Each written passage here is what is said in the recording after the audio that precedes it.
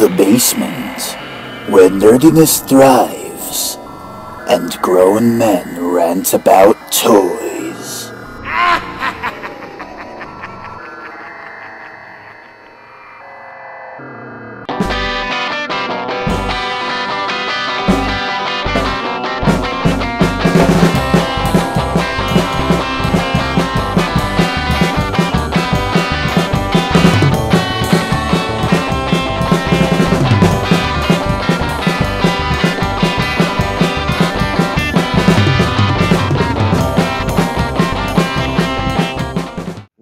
Dick Lickers. We're back, basement dwellers, and I don't know. I'm a little speechless right now. I literally just finished the movie.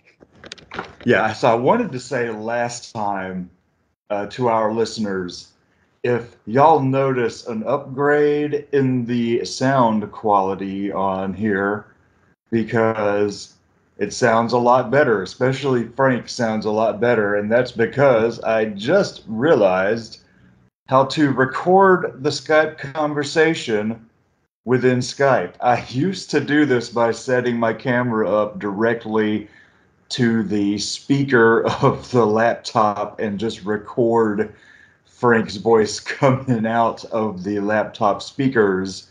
For years I've done it this way. The humble beginnings.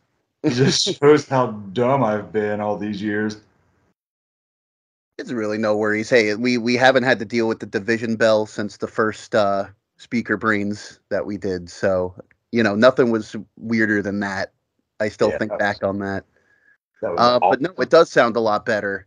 And the conversation flows a little bit more smooth too, because it kind of cuts in and out whoever's voice is most prominent in the moment. So that's pretty interesting. I've noticed that on the YouTube. It seems like it does that, and it seems like it's something that Zoom does as well. Especially when you see the video calls when the person's actually highlighted.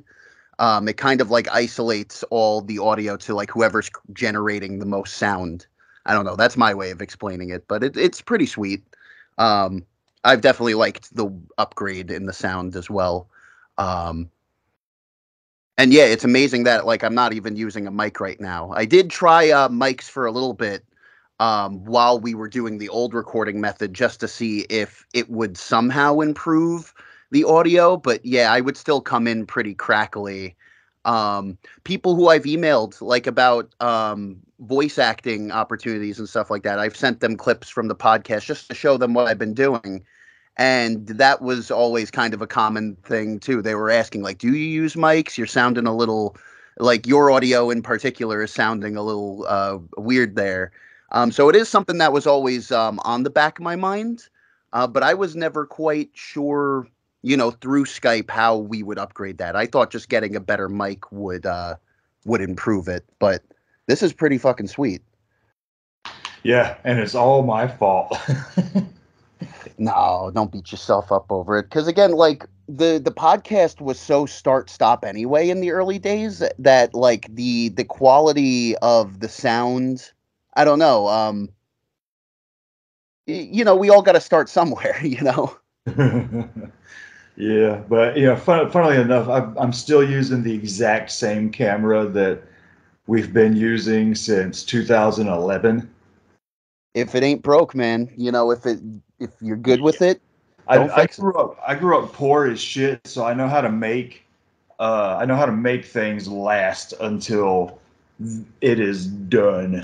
Yeah, good to the last drop. But yeah, so I actually forgot to ask everybody how they felt about the movie, but you didn't.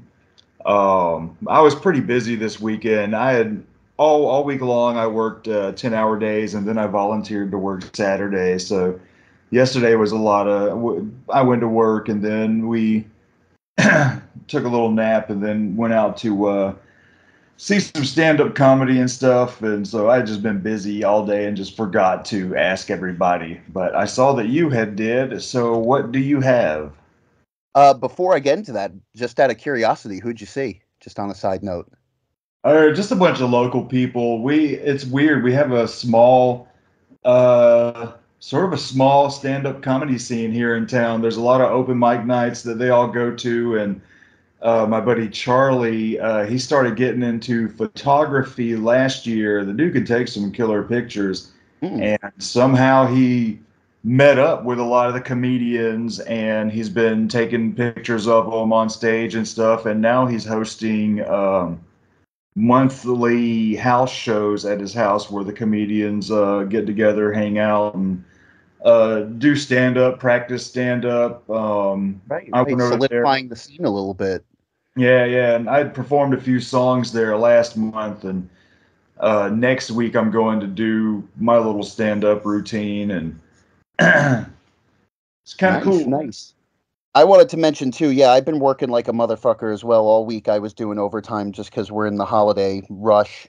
And then by February, things are going to drop off hard and it's going to be boring as shit. So it's really jarring. And then last night, I don't know what came over me. I didn't get any sleep. I did an all-nighter, man, setting up that thing dog. I don't know, like my inner child came out and I was like, I don't have to do this tonight, but I'm going to. I got all those fucking tentacles out of the damn box. It was layers of boxing and packaging. Um, Fucked around with those damn pegs. Those were a pain in the ass. I had to heat up the pegs a little bit to like fit them in there. But the pictures came out really good. I don't know. This little mini thing museum, if you look at my I have Instagram now, and if you look at my Facebook posts, it's just been a little side project of mine through Oh, this right on. I can add you to the Instagram. yeah, yeah. What The are you? FDB Productions on Instagram, and you'll see I have a little cartoony, blobby image of myself. Hell to the no. But yeah, just out of nowhere, I started getting the McFarlane thing figures. It's something that I've wanted to do for a while, and I was like, this is going to be my own little Christmas present. I'm going to get these figures that I've wanted for a while. I have a little bit of money that I could do this now. Um, and Farland figures were cool as shit, but then I saw NECA did this dog thing, and it's, like I said, a pain in the ass to set up, but the end result was amazing. Like, it's completely movie accurate. Um, and yeah, Yeah, so that's I what I've love been up to. McFarlane. I love the McFarlane stuff just because, like, I grew up when all that was happening. Like, they're like the OGs of highly detailed collector's action figures. But I love now that, the past 20 years, Nika has really been the go-to, and they have totally surpassed McFarlane with the detail and articulation, whereas Absolutely. yeah, I was just about McFarlane to was say that. never about the articulation. The detail was great, but it was always just limited. It was more like plastic statues with a little bit of movement. Yeah, Um, this you could actually like animate this thing. Like there's even articulation, like there's wires in the tentacles so you can bend them. I had it so it wrapped around the little Movie Maniacs poster. Um, and dude, NECA just recently released a RoboCop figure of Officer Murphy being shot up. I think that might be my next purchase oh because that God, thing looks fucking brutal. He's missing the arm, and they have like you could get like his hand being blown off and shit like that. It's very brutal. like I'm gonna say the last thing McFarlane did that impressed me a lot was they did their version of Legos, and it was McFarlane Builds, and they had a few South Park sets that are fantastic.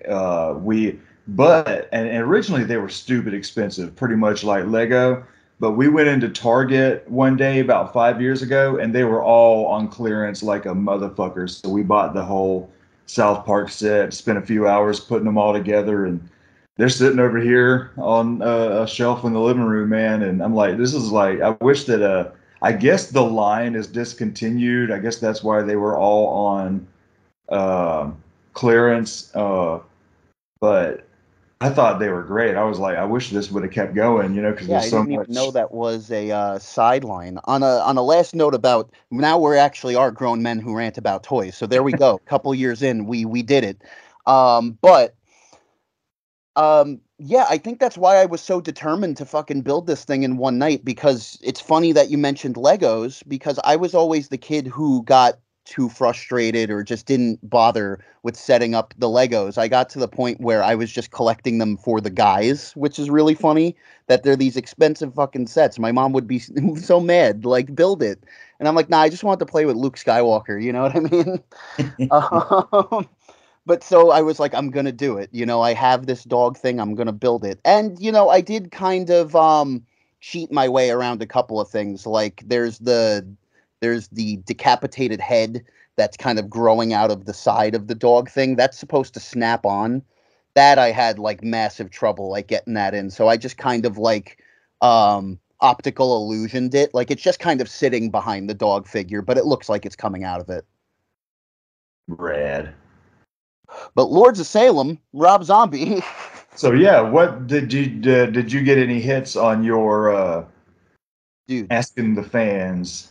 I got Samuel Wetz, beloved fan of ours. He's always interacting with us. He has a great, great Facebook group that I shared this on, Sam's Rock and Metal Odyssey. Check it out. Um, Yeah. he wrote a big one. By the way, he apologized for writing such a big one. Dude, never apologize. If you got a review, like it's well worded and you got the passion for it, we'll read it, man. Yeah, we'll I'm read here the whole for it. thing, man. So he said, in my opinion, if Devil's Rejects never existed, I would say this is the best Rob Zombie movie. It's not as intense or as well paced as his other films. It's a very slow burner, and I have seen some Rob Zombie fans be critical of this film, often saying it's his worst film. In parentheses, he says, I'm sure that has changed for some of those fans now, lol. Yeah. But the overall execution and the obvious art house style and the Dario Argento, as well as Kubrick nods to the films that Rob was going for, I thought was really well done. Plus, this has my favorite Sherry Moon performance. The best acting she has done in his films, in my opinion. I will add that the marketing for Lords of Salem could have been better, because I remember the marketing of it at the time making it seem like a fast paced, insidious type of film and not art house slow burner that it is, which I'm sure is why some fans have a problem with it, and because of the marketing, make it look like a different film than what they probably were expecting. I look forward to hear your thoughts on this one, and it's something that I would love to see Rob Zombie do more of. You guys rock. Sam, you fucking rock too, man. Yeah, Sam, you are the bomb, bro.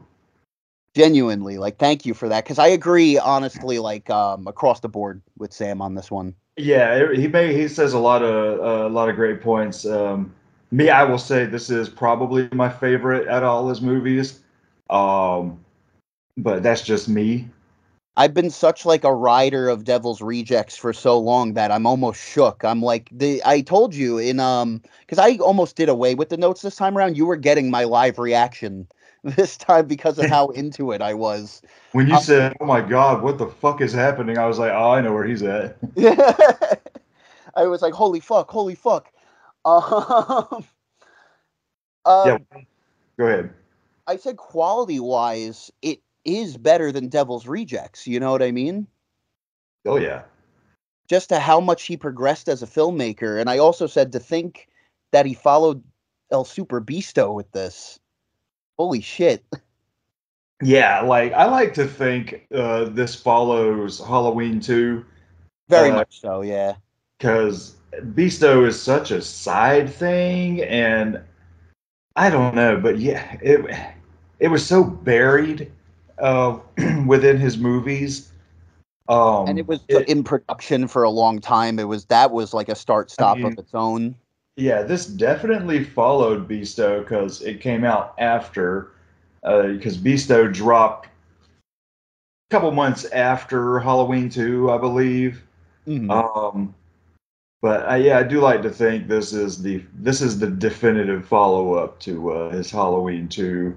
It refined Halloween 2 in a lot of ways. Like the cinematography elements that I liked about Halloween 2, In this it's better movie. in this. I like the really moody gray atmosphere that he brought to Haddonfield. It's even more at home in Salem.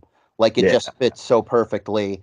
And then again, he really refined the dialogue and the characters in this. That's what I was Yeah, most blown away by. That any the detraction. dialogue is Yeah, what the was that? dialogue is real genuine and not like that hyper cool Tarantino style dialogue that he does, Right. but hmm? Right. It's not exploitation dialogue because that's not really what this film was going for. Like Sam said, it was definitely going for more of like a Suspiria, definitely Kubrick. We were comparing the Halloween shots, the shots of those movies to Kubrick, but this one goes full Kubrick in many different ways.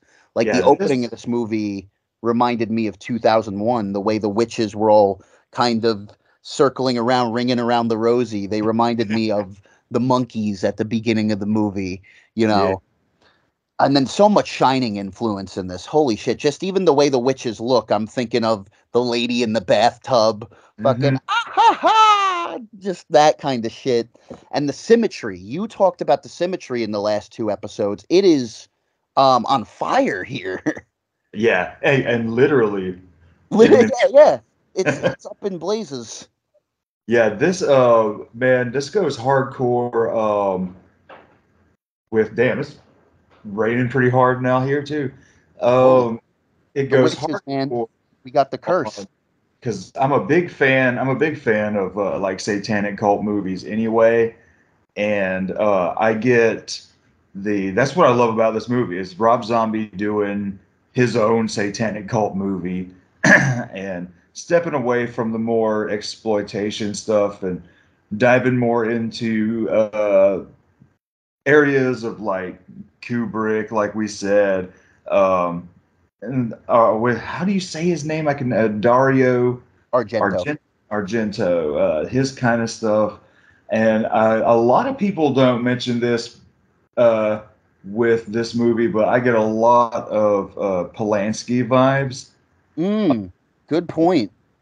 That is true. especially yeah, especially like Ninth Gate, his movie The Ninth Gate with Johnny Depp, like especially with I keep forgetting the man's real name, but the author Francis Matthias. Yeah, Uh, I don't know the actor's name off the top of my The head. only thing I know him from is he played Senator Kelly on the first X-Files, X-Men movie. No, fuck, Oh, that's him. That's the guy who yeah, turned into liquid. yeah, Holy shit. Okay. yeah. Senator Kelly. Oh, what a dick. Seriously, went from the most unlikable person to one of the most likable people. He is the Dick Halloran of this movie, man. Yeah, so like I get a lot of like The Ninth Gate, I'm so into that movie with Johnny Depp's investigation into the weird satanic books, and I feel a lot of that with Francis Matthias in here with his little investigation into the witches and stuff and all that. And what's crazy is it still feels like a Rob Zombie movie, but again, he showed massive restraint in this one, but not in a way where you felt like studio pressure. You know what I mean? It didn't really feel like he had This, any. I would love to see interviews on how this production went because it feels like he was able just to make what he wanted to make. This kind of felt more in a spirit, creatively wise, as a House of a Thousand Corpses, where he's experimenting again. yeah, we were watching the commentary while we were waiting on you to finish the movie. And he brings up a lot of interesting stuff because sadly, this DVD, there's like no special features, no deleted scenes, nothing, and it's kind of sad because Rob Zombie was, when you look at the beginning of his career musically and movie wise, he was hardcore about the physical release up until you started to see him getting disillusioned when Hellbilly Deluxe 2 came out because he said originally that would be the final physical release of music that he does, and anything else he would just make it digital. And he had said that they were going to go hardcore with the artwork and packaging and stuff for Hellbilly Deluxe 2. And then when you notice his movies at this time, uh, real nothing as far as special features, maybe a commentary. And it's kind of sad because he was so hardcore about the original physical presentation of his works when you look at all the stuff they made for House of a Thousand Corpses on DVD, and then get to this, it's like, damn, dude, you didn't do It's a drop nothing. off, especially Yeah, for such a good movie. but he's coming out of it now. It was a little phase he went through, and after his thing with Hellbilly Deluxe 2, because originally that was supposed to like bookend his solo album, starting from Hellbilly Deluxe and then bookending it with Hellbilly Deluxe 2. But after that, I don't know, he got fire under him, and then he dropped, some of the best stuff of his career Absolutely. post Hellbilly Deluxe with Regeneration, Rat Vendor, and just the crazy long name title albums. Yeah, And it's almost like it's a new phase of his career. The, yeah, the yeah, lunar Kool-Aid, whatever the fuck. yeah. I can't remember the full names of any of these albums. It reminds me of, like, you could definitely see how much influence Rob Zombie had even over like the YouTube community, like Cinemassacre, where you see shit like that in James Rolfe videos, just these uh mixing together of words into like this new language. I have no idea how you would describe it. Like just this Yeah, he said he colorful word. does that because so many artists will have songs that have the same title as other artists, or album titles that have the same album titles as others. And he said he doesn't want his titles to be anything you've ever heard before, Right. which I Something highly that's purely appreciate. him. No one else is gonna write Teenage Nosferatu pussy. Like, I'll tell Yeah, you that. I think Rob Zombie will be one of the only artists that does not have a self-titled album. Right. But who knows? Maybe that'll be his bookend, just Rob Zombie by Rob Zombie. That then it'll be lazy because it's like, dude, you spent all these years coming up with crazy shit, and That's what he's like, a really old man, but he's still making music. yeah, he's like, doing this 70 years. Rob But Zombie. yeah, so It is. the this movie is phenomenal all the way through, a definite favorite. And It's I a have slow burn, but it's not boring. Like, it yeah, feels really that's methodically paced. Like, I agree with Sam that it's like, sure, it may not be like as well paced as me, but there is an argument that the pacing is still really tight yeah, it's not like Beasto where you need extreme patience to get for through such a some of short it. thing.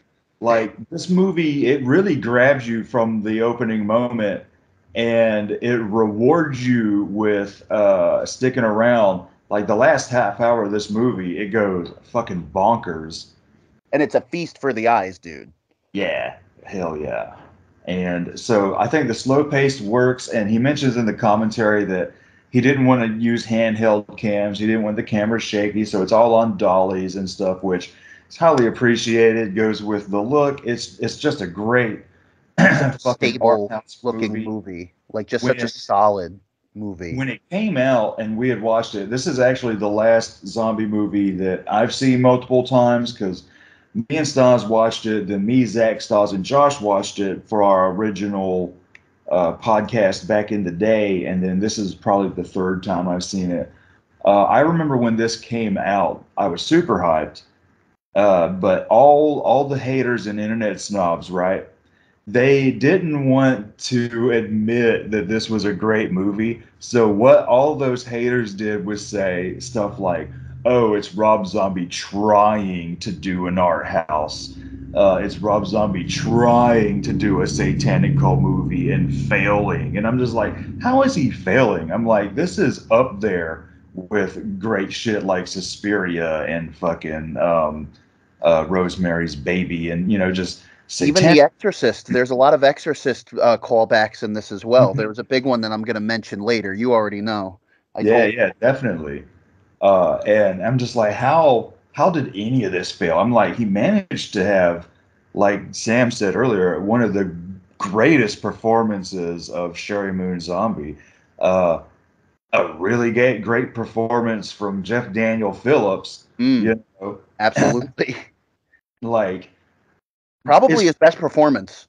yeah, definitely, I would say. His Uh, most, like, just down to earth. Like, again, these characters are so likable, which really just goes against the grain for what people shit on him for. That he Yeah. is capable, like I said, he's got an indie drama in him. Like if this movie didn't have the witches in it and it was just about Jeff Daniel Phillips trying to help Sherry Moon through her addiction, like this would Yeah. still be a good movie.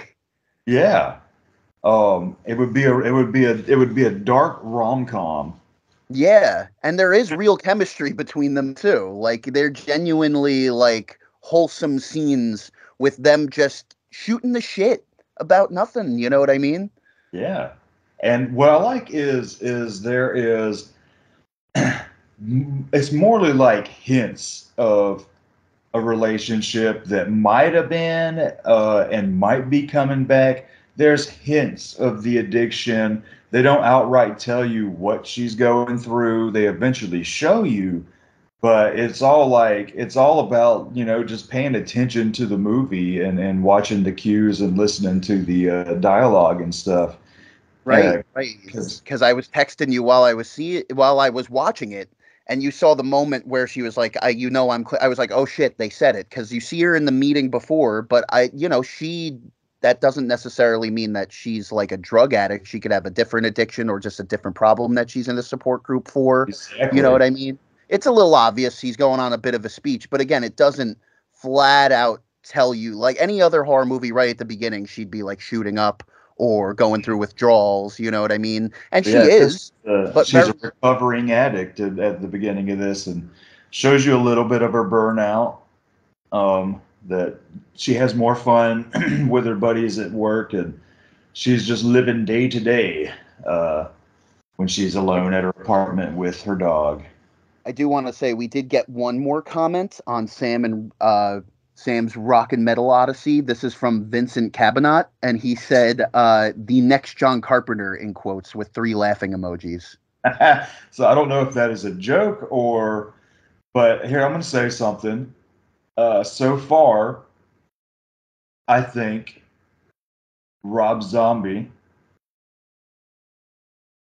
Yeah. has less misfires in his filmmaking career than John Carpenter. John Carpenter had such a rough career, you know. So Yeah, it's kind of a valid point to make. And it's not even the movie's fault. It was like the studio. Again, they're both people who have dealt with major studio strife. yeah, yeah, And that's the thing. I will argue, like John Carpenter is one of my favorite filmmakers above Rob Zombie, but I will say that Rob Zombie did get disillusioned with Hollywood, and he did go back to smaller productions, and he got, you could even tell by his sense of humor. There is still a little bit of bitterness, not crazy, but still, like he'll still throw jabs every once in a while. Where Rob Zombie seems a little bit more resilient when it comes to this shit where like he is rubber, they are glue. You know what I mean? He kind of yeah, lets it bounce off and then influence his next thing. Almost this is going to sound like a weird comparison, but almost like an Ed Wood mentality. If you remember in the movie, like, oh, worst movie you ever saw, huh? Well, my next one will be better. yeah, Good. yeah. Just as optimistic. Very optimistic for such a dark, brooding-looking man. You know what I mean? He is a very there's a positivity in this movie, which is very weird. Yeah, yeah, yeah. Like there Um, is almost a hopefulness you want Sherry Moon's character to get out of this. It is almost like a Laurie story arc from Halloween 2, but again, she's just a lot more chill. I don't want to overuse the word subtle because there's stuff in this movie that isn't subtle. It's still a Rob Zombie movie where you get the flashy imagery near the end and stuff like that, but it's more subtle than he's given us before. yeah, it's sprinkled in just a little bit to throw you off because the movie makes you real comfortable, and he sprinkles a little weirdness in there here and there. But like I said, the movie goes off the rails around the last half hour, and I love it. Another Every great Rob Zombie climax. Yeah, I love the whole movie, but the last half hour is straight payoff. So let's get into this, man. I wanted to say my first note because we get the production logos, and it's a haunted movie production. Whoa. Yeah, the haunted movie productions. Whoa. But we open up already on a sick flashback where this movie did play with my expectations, because I know Rob Zombie is a big fan of the movie Witchfinder General with Vincent Price. He's referenced it. You get It's a one of, lot of that kind of stuff with the John Hawthorne stuff. but he didn't lean into it as much as I thought he would. Like, the plot really does take, like I said, like we've all been saying, more of an Argento turn, which really threw me for a loop. I was thinking that this would incorporate more of the actual Matthew Hopkins and shit like that. But yeah, no, they go with John Hawthorne, inking himself a letter swearing to destroy all the witches that pledge to the demon. Pretty interesting. And yeah, we get him writing this diary, and then you have the witches, which I'm gonna make a joke right here. This is the best Hocus Pocus remake we could ever ask for. Right. This is the closest thing to a sequel. I don't know what that Disney Plus thing was. Because what I like about the witches is you get your classic maiden, mother, crone thing going on. But I like that the witches are all kind of old. Yeah, dude, you said Polanski before. This is very much like his Macbeth. Yeah. And now I'm going to be funny for a second. I texted you this. When I first saw the trailer, you have the main witch, Margaret, played by Meg Foster. I swear to God, like when she says welcome in the trailer, I thought that was Satan, and I thought it was Brad Dourif. No offense, Meg Foster. I'm sorry. But just the way they had her in the makeup and the way her facial structure, her eyes were, I was like, is that fucking Brad Dourif? He was just in Halloween's 1 and 2, so I'm like, maybe he is in this. Yeah. So we get this kind of weird Sabbat thing going on, and they're saying weird witchy shit, Satan devil shit, and oh my God, yeah, I love that one intense woman. She seems like the youngest of the witches, but she's like pledging against Jesus Christ, the deceiver of mankind. Crazy shit. And then, like you had said, that's exactly what I thought too. Was all right. So they all get naked. They all get naked by the fire, and they start ringing around the rosy around the fire. It's pretty funny looking. Yeah, no pockets this time though. Just buck naked, doing a conga line around the fire. I love the shot of the goat's eyes. Like, it's a close up of his horns and his eyes, but you don't see the full face. And then just boom, the Lords of Salem. But And this was at a time too when like witch stuff was kind of hitting the mainstream pretty hard too, because we had around this time we had that Salem show, and then the Witch movie came out. So we had a lot of cool witch stuff happening in the mainstream for a minute, and in a way, craft. Then on after this, ushered that in. Yeah. But that goat's name, we just found this out when we were watching the commentary. That goat's name is Noodles.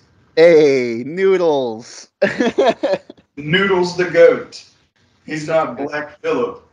Not Black Phillip, but dude, that's another thing. The animal actors in this movie, like, I had that note too. Like, let's give it up for the fucking dog. Dude, right. During the commentary, Rob Zombie is complaining about that dog a lot. It's so hard to have like good trained animals on a set, and then also, so many movies are now Disney doesn't even do like animal actors anymore. If you saw Cruella, like all the dogs in that movie are CG. When it's like you could have gotten Dalmatians. I don't know why, but yeah, I think one of the last great trained dog actors ever was Eddie from Frasier. Absolutely. Dude, Eddie was the best. My favorite, now going back, because I was talking about the dog thing figure, that, in my opinion, is the greatest animal performance in any movie, is Jed the Husky from Jed the Wolf Dog, actually. He was legitimately part wolf in The Thing. What a great, chilling performance. But this is more of like a big fluffy dog. I'm trying to remember what the dog's name was. But spliced in between this stuff is Sherry Moon's character Heidi, or Adelaide, that we find out later, being driven somewhere. This kind of doesn't tell you anything. You don't know who's driving her. She's just kind of out of it in the passenger seat of this car. I do really like the lighting here, though. Like from the get-go, it does get your attention. Yeah, you know what? I noticed, I didn't notice it the first times we were watching, but there's a lot of cool lens flare stuff going on in this movie that I like. A lot with the street lamps, where it's like the lighting is fairly dark but still detailed. There's kind of like a drabness, like a spookiness to the streets of Salem, but then yeah, these really bright lights atop it, which creates this weird mood. And even how they captured like the tone of the sky, like the color of that early morning when she's walking the dog, like it's really beautiful.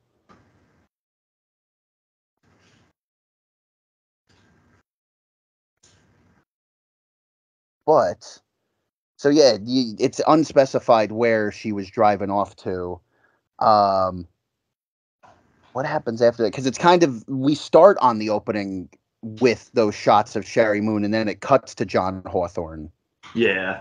This is also apparently where, oh no, later in the movie is Sid Haig actually, but he's in the flashback sequences. I had to ask you where Sid Haig was. Yeah, and that was another thing. Like, me and Styles, so far since Halloween, we have been going through this. We will see people's names in the credits and then not see them in the movie. And so we'll have to look up, and we find out that Zombie has filmed all this stuff that ultimately gets cut. And in the commentary, he mentions that there was this, because there's a Daniel Roebuck is listed as Frankenstein monster. There's apparently some stuff that he filmed for that. There's stuff that he filmed for some Lobster Boy thing that is like a kids TV show in this universe. Lobster Boy. Yeah, and I'm just like, God, that's another reason that I hate that there's like no deleted scenes or anything in here. 'Cause I would love to see that shit. Yeah, because really, that thing. I saw Udo Kier mentioned in the cast. I saw, I noticed that there was no Roebuck. I was like, what the fuck? Where's Daniel Roebuck? But he's in there, but he's lying on the cutting room floor. And it on said, the cutting room floor of the Morris Green show. Yeah, and it's like, it's, to me, yeah, all the stuff that he cut is probably stuff that we could call Rob Zombie shit. His more Tarantino random stuff that kind of opens the world up bigger. That But that's eventually should come in handy, you know, like that's where the deleted scene should be. Yeah, but none of it is on here. All we get is this version I have has the Blu-ray and the DVD, and all it has is a commentary on both discs. But I wonder if later in the commentary it's mentioned, like, did this have kind of a House of a Thousand Corpses situation? Was the footage lost? Like, could they not recover it? He mentions basically that a lot of it wasn't working and that he had cut it out, which I think if you added all that stuff in there, it would just be cool stuff, but it wouldn't. It has no regards to the plot whatsoever. It just kind of makes the world feel a little more open, a little more big, which is stuff I like that he does. You know, throw off the flow of the movie if it were actually in the full cut. Yeah. Which I think is some of the stuff that I absolutely love about his Monsters movie. But yeah, so after all this witchy shit, they cut open this woman and pull a baby out. So I guess they're trying to birth the Antichrist. And it's a weird looking baby, but it's not what they wanted. This is like, what the fuck is this? This is not a squid baby. Take it back. It's defective. Yeah. Stuff it back in. We're gonna do a return policy. Yeah. So the movie cuts to the apartment building that Heidi lives in, which he mentioned that all the exteriors except for the radio station is pretty much all Salem, That's awesome. while all the interiors are sets built in random places in California and stuff. And there's a few street walking moments that are in California but made to look like Salem, and it'll transition to another cut that is shot in Salem, and to me they're pretty damn seamless. Yeah, there's no like palm trees in the background or anything like that. But this movie wastes no time in showing us Sherry Moon's ass. I was gonna say, okay, so throughout this retrospective, I've been going to bat for Sherry. You know what I mean? Again, trying to uh, deflect the detractors, because that is another common criticism. So much criticism goes towards Sherry Moon Zombie, and just, oh, she gets thrown in because she's hot. And in a movie where this is one of her best performances, I will say, like, yeah, that shot of her ass as he goes up the bed, was that really necessary? You know, I have absolutely no problem with it. I say in my notes, I said I'm not complaining. I'm definitely not going to complain, but it is that's the one time I will say that was a little gratuitous. Like, I'd be showing my wife off too. Right. At this uh, point, you know, what the fuck? yeah, it's like, who cares? How It's about literally 2 seconds. every movie has naked women in it, you know, and nobody complains. We're going to be Uh, watching her take a piss in a couple of minutes, so really, it's not the which worst. that's there for the weirder fans. It's like, oh man, Rob, I would love to see Sherry take a piss, man. Yeah, they were writing him letters, sending requests. Dude, I will pay you for just for like 5 minutes. No, but this actually reminded me of something Kubrick would do. It reminded me of Nicole Kidman in Eyes Wide Shut, where he very much liked, and it is easy to twist it to a fetish joke, but he did like to show the intimacy, these human moments that you don't normally see movie characters do. The only time you really see movie characters on the toilet is whether they're throwing up or it's a comedy and it's like a shit joke like Dumb and Dumber or something like that. That's where Yeah, like most bathroom you actually see people go to the bathroom. But here it's just a normal human fucking scene of her just waking up in the morning. Yeah, that's what you do. yes, and I like, dude, I love her bedroom with those end tables are awesome. They're all lit up and shit. And the And trip to the moon behind her yeah, fucking bed. I know, I love it, man. She wakes up, puts her glasses on, she's laying there just like, Yeah, she looks at herself in the mirror and goes, "Oh, Jesus." So for anyone saying that she's a bad actor, they could shut the fuck up because she just had to pretend she doesn't look good all the time. yeah. And I don't know whose idea it was to give her dreads, Rob's. but I think it Definitely looks, Rob's. yeah, true that. True that. Hey, we're gonna Whose put idea was a that? He was like, Sherry, I want you to look like me. dread. Yeah, so she gets up, she's walking around, she's talking to the dog named Troy. That's it, Uh, Troy. Good boy, Troy. Troy the dog. And you know what I wanted to say too? Could this be the only Rob Zombie movie where I would say Jeff Daniel Phillips, you know, but he had two roles in Halloween and in Halloween 2, and one of his characters didn't die, but one of them did. But I would say, is this the only Rob Zombie movie where Ken Foray makes it out alive? I believe so. El Super Beasto, he's the cat. He doesn't die, but that doesn't count. Live Yeah, none of action, that. yeah. Yeah, nobody dies in that movie. Zombie Not Nazis. even Velvet Von Black. She gets fucking stepped on and she still lives. Yeah, it's all wrapped up and Yeah, and a neck brace. Like all she needed was a neck brace. yeah. But yeah, dude, he survives and he gets some of the funniest lines in the movie. Like, I don't want to get pulled over for DWS. Dude, you mean DWI? No, driving while sexy. Oh! That's such a Ken Foray thing to say. And then I love the response after that. No, driving while stupid. Yeah. And when I love when they cut to them on the DJ thing, and the first line is just, "So I gave up dairy." Yeah, yeah. Dude, that reminded me that advertisement for their radio show is directly like his modern music videos are. You know what I mean? Which That is also a star Rob Jeff Zombie Daniel thing Phillips. all the way. It reminds me of the opening of like Teenage Rock God or Everybody's Fucking in a UFO. Like these gaudy looking, like he's doing it on purpose. Like they're promoting their show like this wacky Opie and Anthony type thing. The shock jocks, you know what I mean? Yeah, he said it was supposed to be a little commercial for the show, and the easiest way to set up all the characters in one quick go.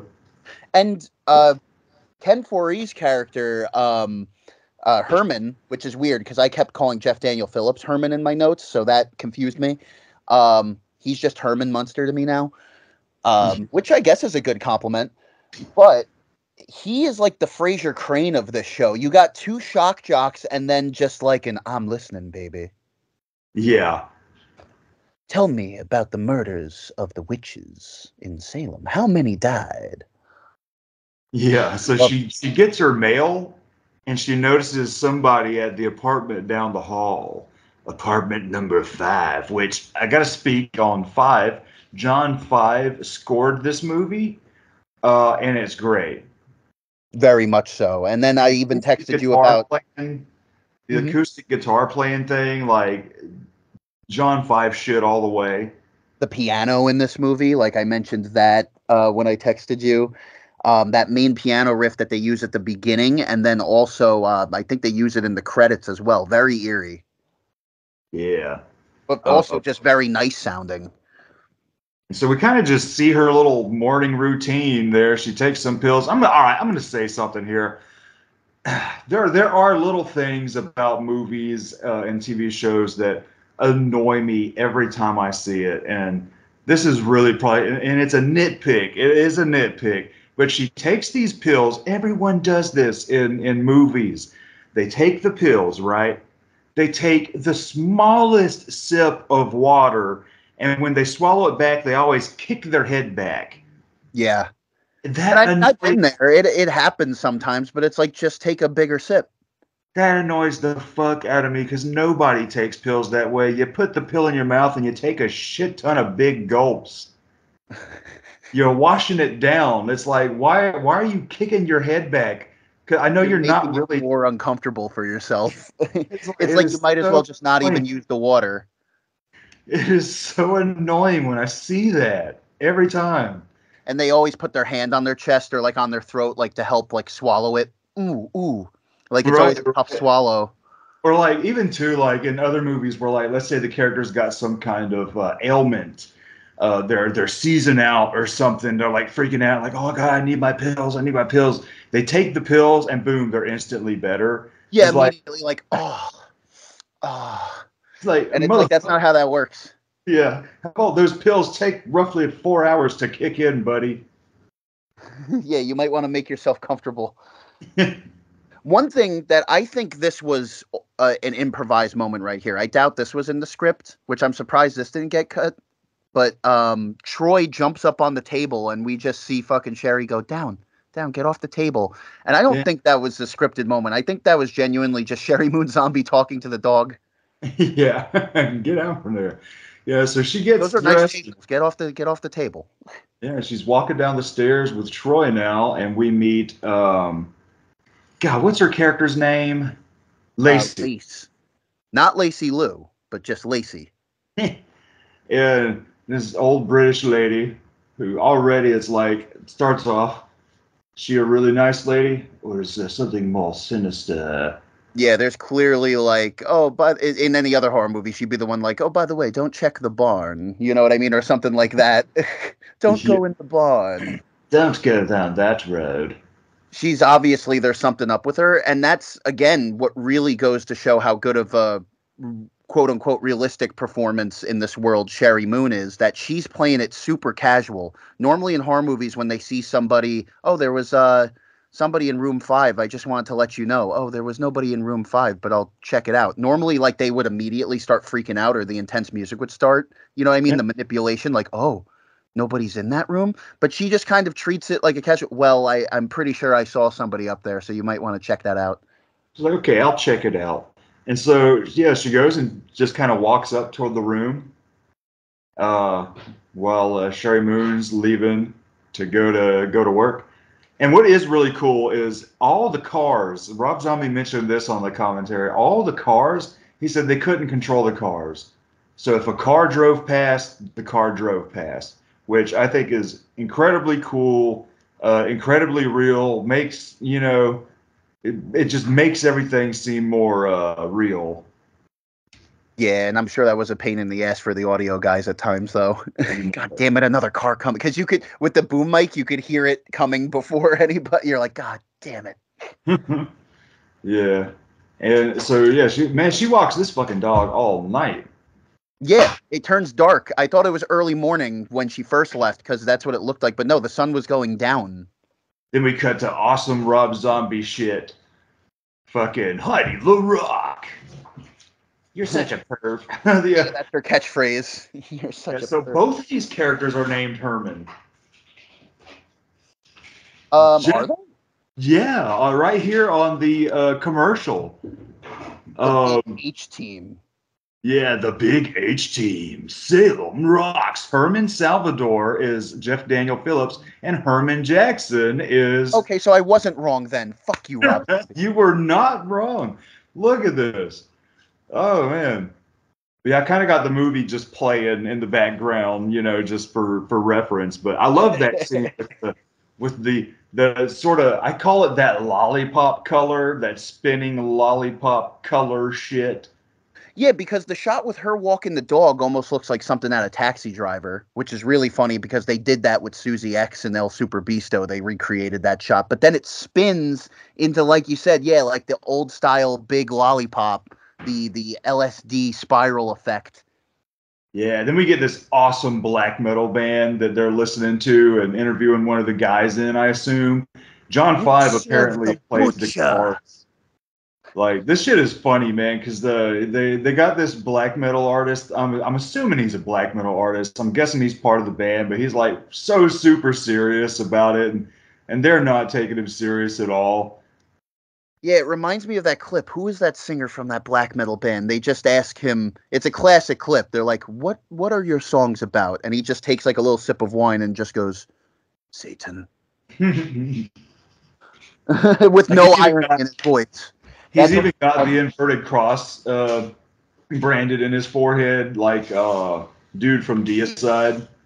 And they're giggling away at him like he's saying, "We serve the butcher, we serve Satan," and they're just like, "Okay."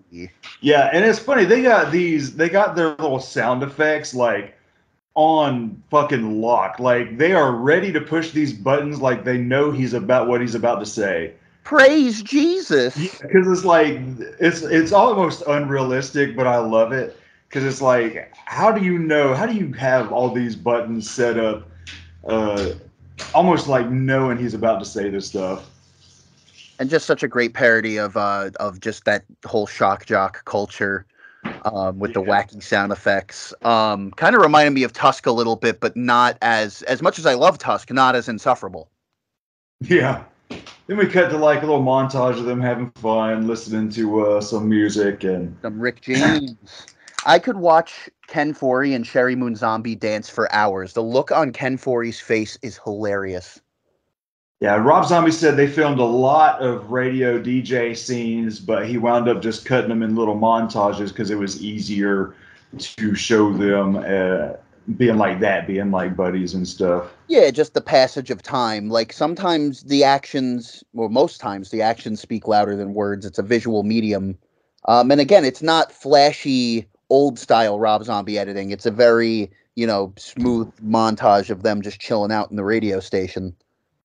Yeah, and Rob Zombie said that this lobby in their radio station is actually the lobby of a recording studio in California. All right. So that's nice. I love this case for this vinyl record she has sent from the Lords. Like this cool wooden box. And there's that neat little interaction with the lady behind the desk. They give each other the high five. So even like the background characters are very wholesome. They really paint like such a picture of Salem. You know what I mean? Yeah. The little town where everyone knows each other and everyone's kind of cool with each other, but there's darkness brewing. A little bit of David Lynch quality too, you know, a little bit of that Blue Velvet. Like there's some bugs underneath this fucking place. Yeah. Yeah. So yeah, they all just kind of leave work. She gets the record. It's addressed directly to her.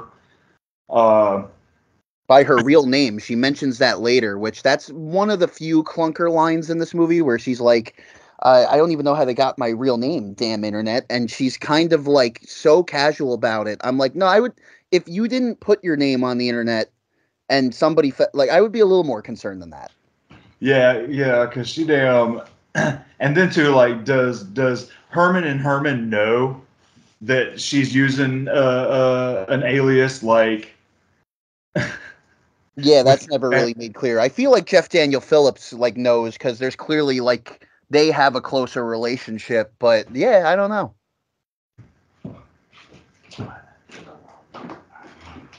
Do not know. But yeah, Herman fucks around with Sherry at her apartment, and there's almost like an Evil Dead kind of feel because, well, first there's the wholesome scene of them just dancing to the music, which is really nice. Apartment. Yeah, like it's not even done in like a sexual way. It's just kind of like a quirky, like, you know, again, a rom-com scene. She starts doing her little shoulder moves.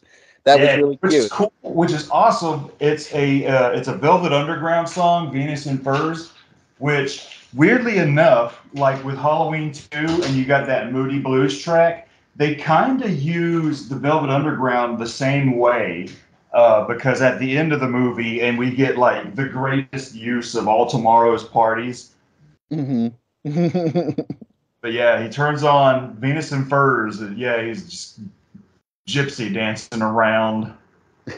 I wanted to mention before, like the first soundtrack choice we see in the movie, fucking Cherry Moon Zombies revved up like a douche in the middle of the night, blinded by Yeah, the light. and then she says, it's Monday, ladies' choice. That means Rush. Fuck yeah, Spirit of the Radio, which even though, like, listen, that's a song that it's a go-to Rush song in movies. Like, But it's they're a working rock at a radio ass. station, you gotta have it. Yeah, it is a rockin' ass Rush track. I mean, like Rush is one of the few 70s prog bands that the 80s didn't destroy. Oh my god, dude, Permanent Waves is like one of my favorite albums from them. I mean, really, like they were one of the few who were able to make their songs radio friendly, but still incredibly complex at the same time, which is really hard to do. If you can make complex ass music catchy, you got some serious fucking talent. Yeah, dude, you're making me want to listen to Free Will right now. And Rob Zombie mentioned the only reason he used Rush was because he had just watched a documentary on them, and it said in the documentary that ladies never liked Rush. So he was like, you know what? We'll make Heidi a Rush fan. What's funny too is I think I know the exact documentary he's talking about. It's a great one. So yeah, I like this. They just hang around in the apartment. He also mentioned that originally the characters were drunk. He had scenes of them getting wasted, and that the dancing around was them just being wasted. But he said he cut that out because it makes it more friendly, goofy, hanging out like buddies and stuff, which I think works. Right. We She's saw them tired. drink at the studio and we saw the driving while sexy line, but by the time they get back to the apartment, it's more of like a wind down, you know. Yeah. And so he decides to put on the Lords album Mm-hmm. and the They were Needle sitting just. around, and I love that little interaction where she's like dead air, and he's like dead hair, and she's like no dead air, and she's doing like the little fucking circle motion of the record, like put something on. Yeah. Which, radio lingo. Right. And this Oh, is what I mean by Evil Dead feel, where it almost feels like they're about to read from the Book of the Dead. And yeah. Evil Dead You Rise know, even did this, made it a record. I didn't put that. I didn't think about that, but you're right. It's like this record is the Necronomicon Ex Mortis in this movie. And of course, you got to see what's on it. I just saw Evil Dead 2 on the big screen recently, and that made me laugh so hard. Just every time Linda, like, there's a tape in here. See what's on it. No. Like, what? Yeah. I was like, why would you? But yeah, they listened to it, and this is a sick fucking like creepy little tune. This is a John 5 track, right? I love this music. It is a real simple, just dark sounding thing. It's barely 3 to 4 notes, but I love the way it sounds. It is so sinister. It is so dark. It is Culty, mind grimy. control-y. Yeah, and then the kind of the beat being like this industrial tinge kind of fucking, yeah, it is such a cool fucking sound. This Yeah, there's whole almost little like that track. slide on the drums or like whatever, or on the piano. You know what I mean? There's like this crackle to it that just, I don't know. It's eerie, and immediately there's this red lighting, like the devil just comes over Sherry Moon Yeah, Zombie, and and this she's is where getting the like visions start. hypnotized from it. And this is where we see the baby actually the being cut. Like I guess she's having visions of the witches cutting the baby out and shit. But yeah, the song's fucking with her head. And I love what Herman's first thought is like, this is fucked up sounding. Yeah. Just again, really casual. Again, it's not played up for the horror movie where, like, again, any other horror movie, there'd be these close-up shots of like their eyes really wide listening to this thing. Like Sherry, it's more of like just like a medium close-up with the red lighting. And fucking Herman's just being what the fuck is this? That's what I would be like, you know what I mean? Yeah, What you is this? mentioned should we do it on Smash It or Trash It tomorrow? Great name for a segment. Yeah, with like the pump it and dump or pump it or dump it kind of shit, you know? Yeah. And of course they say yes, but then Sherry starts feeling like a little sick. She's like, I'm gonna go lay down. And what I like too is like even when she's not feeling good, like this could have been another moment of Rob Zombieisms, if you will. She could have bitched him out and be like, I'm going the fuck to bed, you know what I mean? But no, there's still this sweet little like, yeah, I'm gonna go home. I have a long drive, and she's like, you could crash on the couch if you want. And I love this. He goes, really? The couch? And she just goes, yeah, really, the couch. Yeah. And then it shows her right before she goes to bed in the kitchen. I love this shot. She's just sitting down in the kitchen, and she gets up to walk to her bedroom, and then you got Margaret the witch kind of chilling in that room. It is such a creepy little quick shot. And there's still a clerksy quality to it where you get and Shining as well, you get the days countdown. This whole movie takes place within 1 week. And I Yeah. did want to mention too, in the visions that Sherry Moon is seeing, holy shit, they keep spitting in that baby's face. Yeah. She looks like jelly off of this baby, and it spits on it. Dude, the commentary Rob Zombie's mentioned about how like it's a little I guess it's like a robot baby or something. Yeah, it's But just kind of like animatronic, like that, just sitting he's talking there. about spitting on the baby. He's like, we could have just spit on a real baby. No, and that's the thing. I'm like, I can't think of like again, in serious movies, like outside of comedies, like there's been like fake babies being thrown around and stuff like that. But this is probably like the harshest thing I've seen done to a baby in a movie for a long time. Dude, it's one of the best fake babies I've ever seen. Especially compared to whatever the fuck that baby creature is at the end of the movie.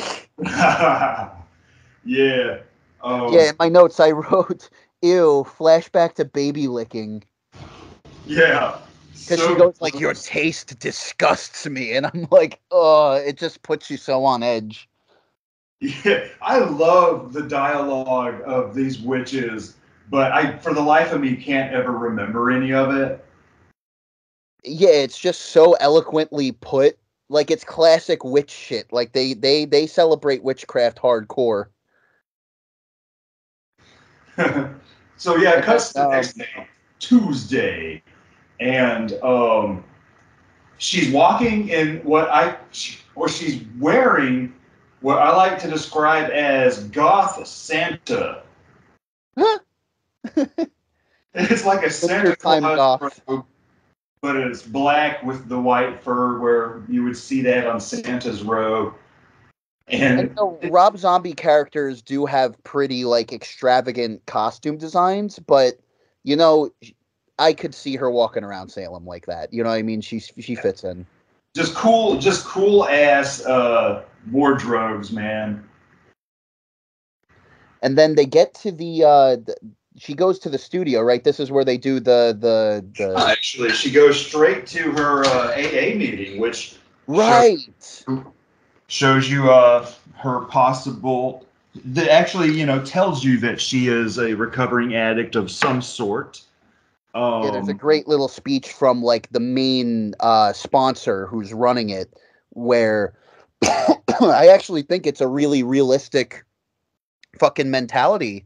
Like, it was powerful. He was like, my mom was an addict, and eventually I just had to try it for myself. I wasn't going to learn from her mistakes. I was somebody who took the mistakes head on, and had to learn the hard way, and I did.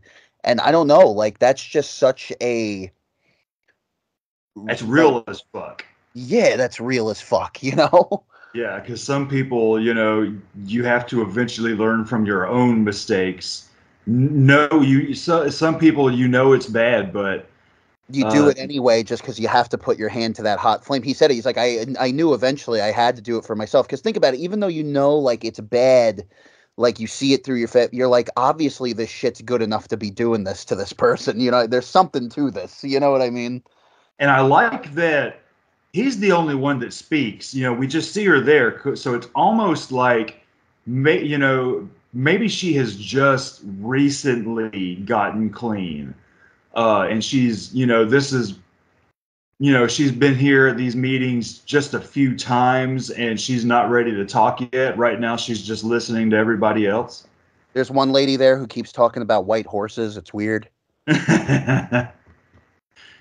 But now it cuts to the radio studio, and we get Senator Kelly for the first time. I can't get over that now. He gets on the show just to spout anti-mutant rhetoric.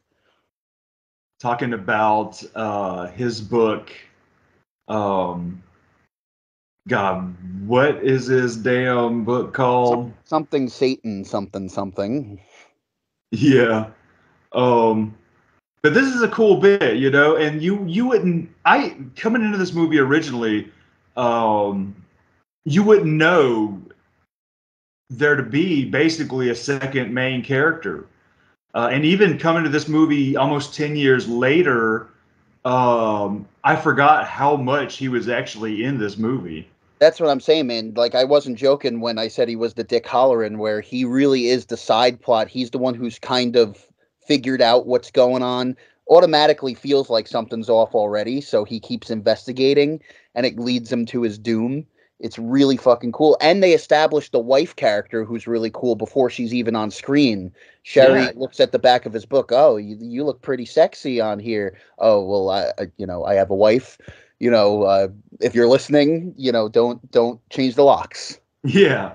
And it's crazy because, he could have just been a straight asshole. He could have been a Loomis. Yeah, he could have been Loomis 2.0 in this world, but nah, it's like you said, it's very subdued. There's so much restraint. He's such a real ass character. All these people, this is for the weird shit that goes down in the last half of this movie. This is probably one of his more grounded, yeah, real down to earth, like just real fill-in characters and stuff. Which makes the crazier shit more powerful. And again, even like the restraint on F-bombs makes when there are fucks in this movie even more powerful. Mm-hmm. And I like when she says she shaves her armpits, and Francis says, "Well, that's a pity." Yeah, I put that in the notes. I'm like, just for the record, everyone, Sherry shaves her armpit hair. Just wanted to put that out there. Yeah, and so now we get this random, like, pizza joint, and then the guy's talking about we have a few calzones left. We're closing up for the night. Yeah, I remember that. I was like, what was that? Yeah, and that then was another one that was like, we gotta still make the runtime like an hour and a half. Yeah, and now we see another lady turn on the radio, and they're listening to Satan's Last Stand: The Truth About the Salem Witch Trials is the name of the book, and now they go to Smash or Trash, and so We'll call them the Lords of Salem. And I'm like, oh, he said it. There's the word. There's the title. Roll credits. But they end up playing the music, and Sherry has to mute it. It's giving her a headache. But I love these shots of all the ladies all around Salem just stopping what they're doing. There's that really eerie shot of the one lady naked in the doorway, like just standing there robotically, like Sherry was before. I love the one lady by the desk, like just the one little lamp lighting her. As like, they're all kind of, this is like Kick-Assia. I'm going to go nostalgia critic with this one. They're all picking up the phone and calling each other like, it's time. Yeah, they're all like getting hypnotized by this track, and it's weird. But what's crazy is like, just kind of goes nowhere until the end of the movie. Yeah, it's just setting up for that climax. Yeah. And we get Matthias just kind of looking around like, this is some weird shit. And Matthias gets a little jelly because the one line about him being sexy, he's like, whoa, hold on a second. And then literally after the show, he actually brings it up. And Sherry's like, what the fuck? What are you talking about? Stop. And then, there's this line that, got to me. He's like, wait, where is it? He goes, Francis, what kind of a name is that? A talking mule? Fuck you, dude. All right. They keep using, I have this in the notes too. Have you noticed they keep using this stock done sound effect every once in a while? They used it in the title screen, like when the title hits. I always think of the game Happy Wheels because they use that all the time in the fucking maps. And it's such a stock sound effect. That would be like my one nitpick with this movie. Like even later in the apartment. Sound effects annoy me. Like there's the stock semi driving by sound. There's the stock gate opening sound. That if I hear it in a movie, I'm like, oh, there's that sound. You couldn't just make your own. That Meow. Yeah, meow meow. Fucking and that. I don't know. There's the gate noise that really squeaky gate that it's like no gate has ever sounded like that. I mean, really, just make your own sound instead of using these. I get it when people decide to use, the certain stock screams, just for like a little gag at this point now, like the Wilhelm scream and all that. I get why people use that, but like when it comes to like little sounds, maybe you're strapped for time, but I think the art of Foley is very important. Yeah, not like it used to be. And it's just very creatively engaging too. Like I like the idea of like, let's get in a booth and make some sound effects. Yeah. Dude, that's what I did when I was doing for our Halloween album, and I had the trick-or-treaters walking to the House of Bloody Chuckles. I was like, I need leaf sound effects, so I made some wind noises with my mouth to loop in there, but I was like, I need fucking leaves. How can I get some leaf sounds? So I took some grocery bags, some plastic grocery bags, and just kind of, crushed them together a little bit, make it sound like they're walking around. Yeah, and I thought it worked pretty great. I was like, oh, look at this. And there you go. It's not a stock sound effect. You made it, and it sounds like it, and it's, a sound that you produced. Yeah. But so now we cut to Francis Matthias's awesome ass studio apartment. Yeah, with his painter wife who's drawn the sick ass painting. Yeah. She's great, dude. Like this is another thing where going based off of the detractors, people would automatically expect like a dysfunctional relationship, but they're a tight couple. You know what I mean? She supports him. Babe, I need you to play some music for me. You know what I mean? Like they got each other's backs. Yeah, she records his interviews on the show, and yeah, they're just two artists, man, married and living together and just doing their thing. It's like they're the most real ass couple in a Rob Zombie movie. And I love the line. He's like, I don't like hearing the sound of my own voice. That was definitely something I had to get over. Oh yeah, when we dude. first started When I podcasting. first started recording music and singing, I hated it. I could sing and play guitar live and be fine, but when I was first recording vocals on tracks, it was hard. Yeah, now you're getting a taste of what I'm starting to do with that. So I really do appreciate the feedback, man. Oh yeah, no problem, bro. Because like it is something that where you want to sing, but you know you haven't really heard it. You're still figuring out your technique and stuff like that. So you're very self-conscious about it and still trying to build that confidence. So like just hearing what you had to say was a really big confidence boost.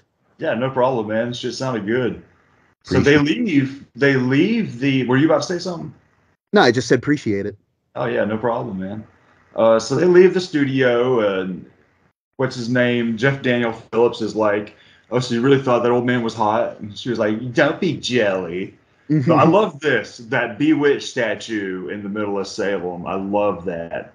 I didn't even notice that. That's great. Little witch subtle imagery. Um, but then what happens after this? They she's don't. walking. Yeah, she's walking to her apartment now. Yeah, Jeff Daniel Phillips goes home this time. He doesn't go home with her. Yeah. Oh yeah, dude. This is great. This is when she bumps into the Golden Girls. Yeah, your mother maiden crone, man. You've got your Bette Midler, you've got your I forget the other lady, and then you've got your Sarah Jessica Parker. And then yeah, one of them is played by Dee Wallace. Great to see her again. Yeah, Dee Wallace is definitely the maiden. She's the more bubbly, um, fun one. While The Tom Reader's like the B. Arthur. yes, yeah, exactly. She's too intense for the room. And yeah, she says they want her to come hang out and drink a little wine, and then she has to go feed her dog. And this is a thing I thought about too at first. I was like, okay, well, she's a recovering addict. Obviously, she wasn't an alcoholic, but because we see her drinking in scenes, she drinks a little bit with them at the studio, and now she goes and drinks a bunch of wine with the old ladies. So Another soldier down. Thank yeah, you for your service. and so there's no. She's definitely not an alcoholic, and this is creepy. She's feeding her dog, and there it is, Margaret, just standing there in the kitchen. Oh, that's such a creepy shot. Yeah, I almost wonder if it would have been more effective if they didn't do the done. You know what Yeah, I mean? If exactly. it I was just don't there, need the done. I don't need the music. It would have been creepier with just the silence. it would be fucking like just terrifying. Before she goes back down to drink with them, just because like my notes are a little jumbled. Is this where does she enter room 5 before she goes downstairs, or is that after this wine scene? That would be after this because like I got the movie playing, and yeah, she just goes directly downstairs and Right, she's they kind hanging of out. drag her in, and then she's like, "I gotta feed the dog real quick." But then it cuts to them drinking the wine, and they start talking about, "Well, what do you guys do?" You know what I mean? Yeah, and you know what's crazy? All right, the getting them to drink wine, or getting her basically to get inebriated. This is going to be a weird tangent, but it's relatable for me.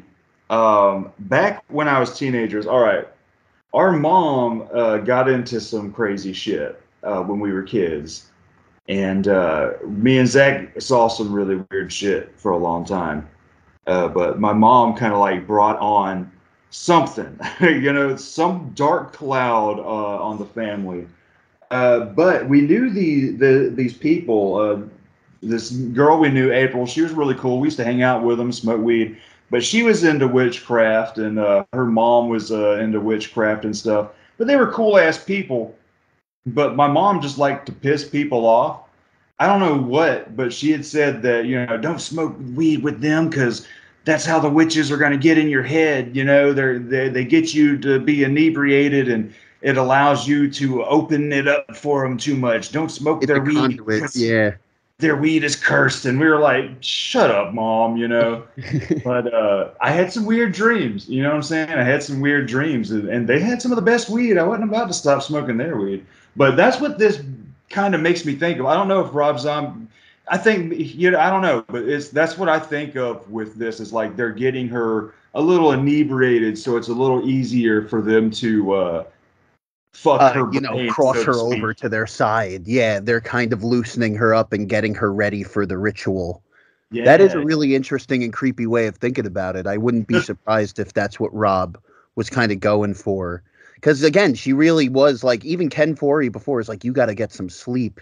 You know what I mean? And they immediately drag her into like, come have a wine party. You know what I mean? yeah.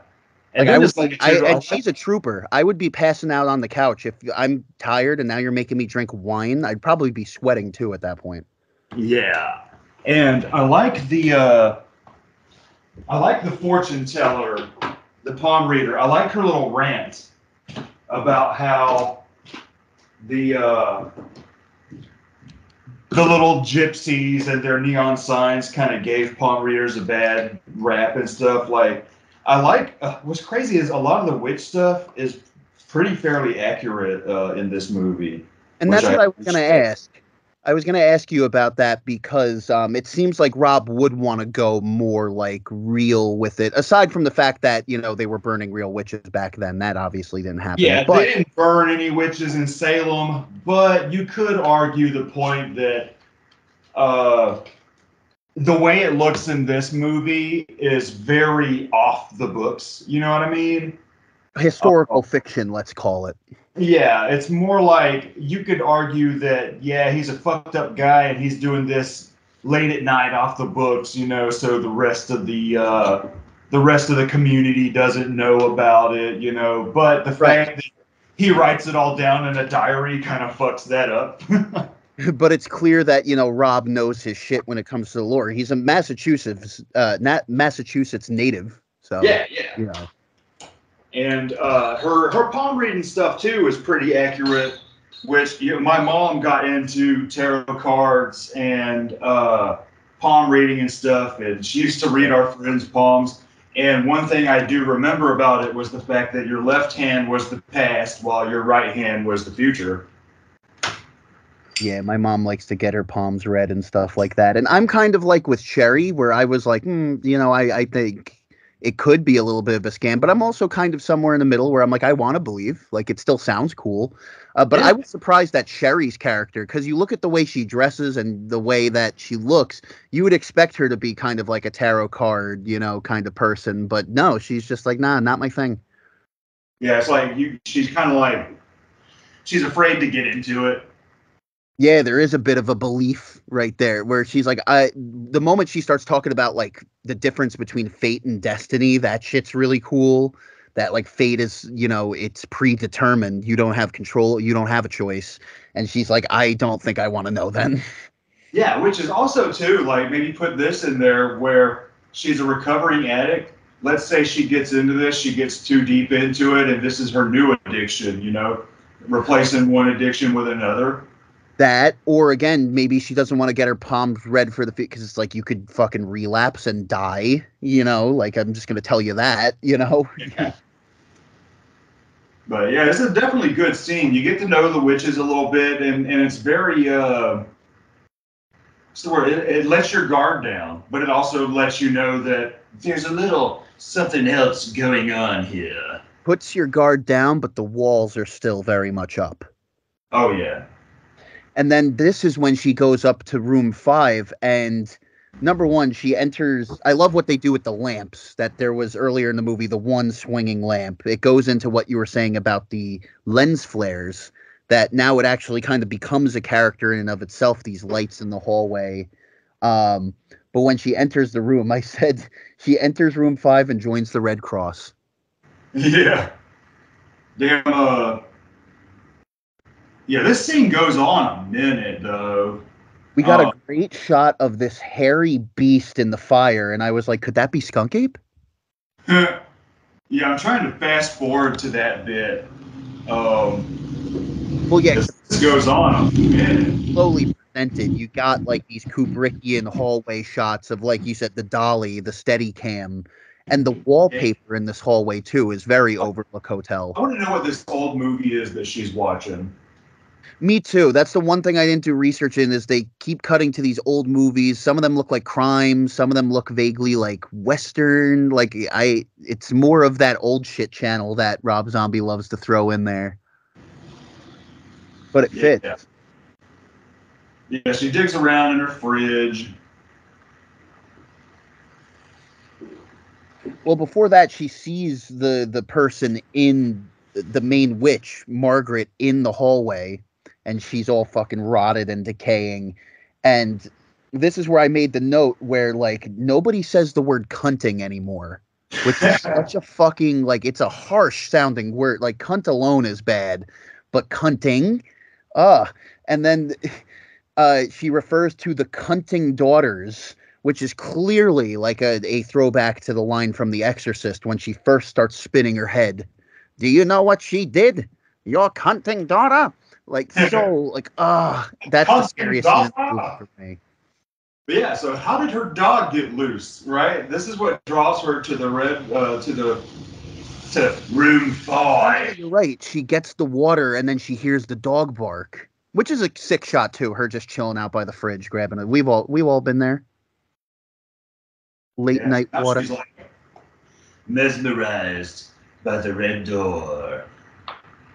And I love the line, bleed us a king. Like, please, Rob, make that a song. Yeah, bleed us a king. That is great.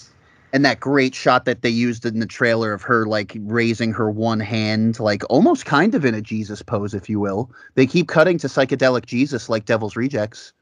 Yeah. And I love this shot of hell. You got this weird demon. Oh, I love the wiggly, like, the pitchforks that they're holding in this hell. Like, it looks like a piece of Rob's art in live action. Oh, yeah. It looks like fucking Chernobog. But yeah, it almost looks like, could this be Tiny? Yo, Tiny lives. He's out of the fire. Out of the pan and into the fire. Yeah. He just holds up a box. He gives her a box of Agatha Crispies. Let me take a damn piss real quick. Sweet. All right, we are back, and now we're on Wednesday, and I love the shots of these trees in Salem with the overcast skies, and this cemetery she walks through with the leaves everywhere, and this bridge over this little pond thing, and the leaves floating in it and shit. It is so cool, and that's where I get a lot of the Roman Polanski vibes in some of this shit, man. Just the way the exteriors are shot, man. Even almost a Candyman quality to it too. I can almost hear the Philip Glass music. I love the Philip Glass Candyman score. There's a did we ever do an episode on Candyman? There's a future episode. Yeah, definitely Candyman retro, because there's only 4 of them, and 2 of them. Well, 3 that one I love, 2 that I accept, and 1 that I hate. Yeah, I didn't really mind the new one too much, so that would really be interesting to go into. Yeah, I think Day of the Dead is just the worst. Yeah. I couldn't tell you something from it, honestly. I barely remember it. Yeah, I just remember something about, was it the mirror that kills him this time? I can't fucking remember. I remember that, Donna D'Errico. But she goes in this church, and the little priest guy is talking to her. He's like, "Oh, we're not closed. We never close." And this is like when shit starts to really get creepy, man. Like, this is where we go Rob Zombie for a little bit. Yeah, like he's sitting there talking to her, and then starts saying weird shit. Getting more intense. Then he grabs a hold of her. And then fucking unzips his fly. Yeah, and he's like, "You're a very sad girl." Yeah, and this is cleanse you. Yeah, this is fucked up, man. As he starts Jesus basically, can't save you, only I can save you. And he's going on this whole maniacal like sermon as he's building up to coming. there's a It's war waging in heaven. Michael and his angels fought. yeah, he still goes on about Michael and there's a war going on. Yeah, then straight up forces a blowjob and like he's all into it and he's just talking this weird fucking shit. And it's like, damn, man, that what an asshole fucking priest. And then Um, she wakes up and immediately runs away from him too. Like dude, I it like was it real to her, too, damn it. because like fucking it cuts to this weird shit of him like inverted cross on his forehead, spitting up blood, going, Yeah. and she wakes up and he's like, what's wrong? You fell asleep. So Yeah, he she's said, having very peaceful here, I know. weird fucking visions now, and she's sitting outside with the dog, but then she sees this other guy coming up with a Great weird shots. mask. Huh? Great shots. Again with the symmetry where she's sitting right on the stairs with the dog and the building is like right behind her perfectly. Yeah. And that weird man with this goat, walking a goat. Yeah, I'm just taking my goat for a walk. His God, that's name's so, Noodles. yeah, good old Noodles. But yeah, then we cut to Francis Matthias, aka Senator Kelly, going through his Fall of the American Witch book or something, and goes into more of the Hawthorne Diary and reading, just witch trial shit. The Um, curse. Reading about the burning of Margaret Morgan. And this might be the best sequence in the movie, just horror movie wise. You know what I mean? This actually freaked me out. got Just all the witches tied to the trees and puts her on that spiky torture chair. that Uh, throne, yeah.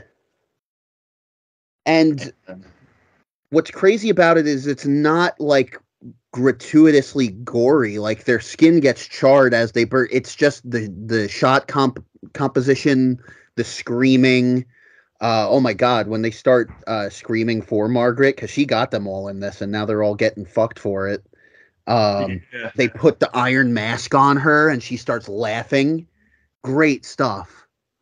yeah, she yells, Satan. Yeah, Satan, Doctor Satan. Ah! But yeah, you're right. Like it's not like gross, nasty gore.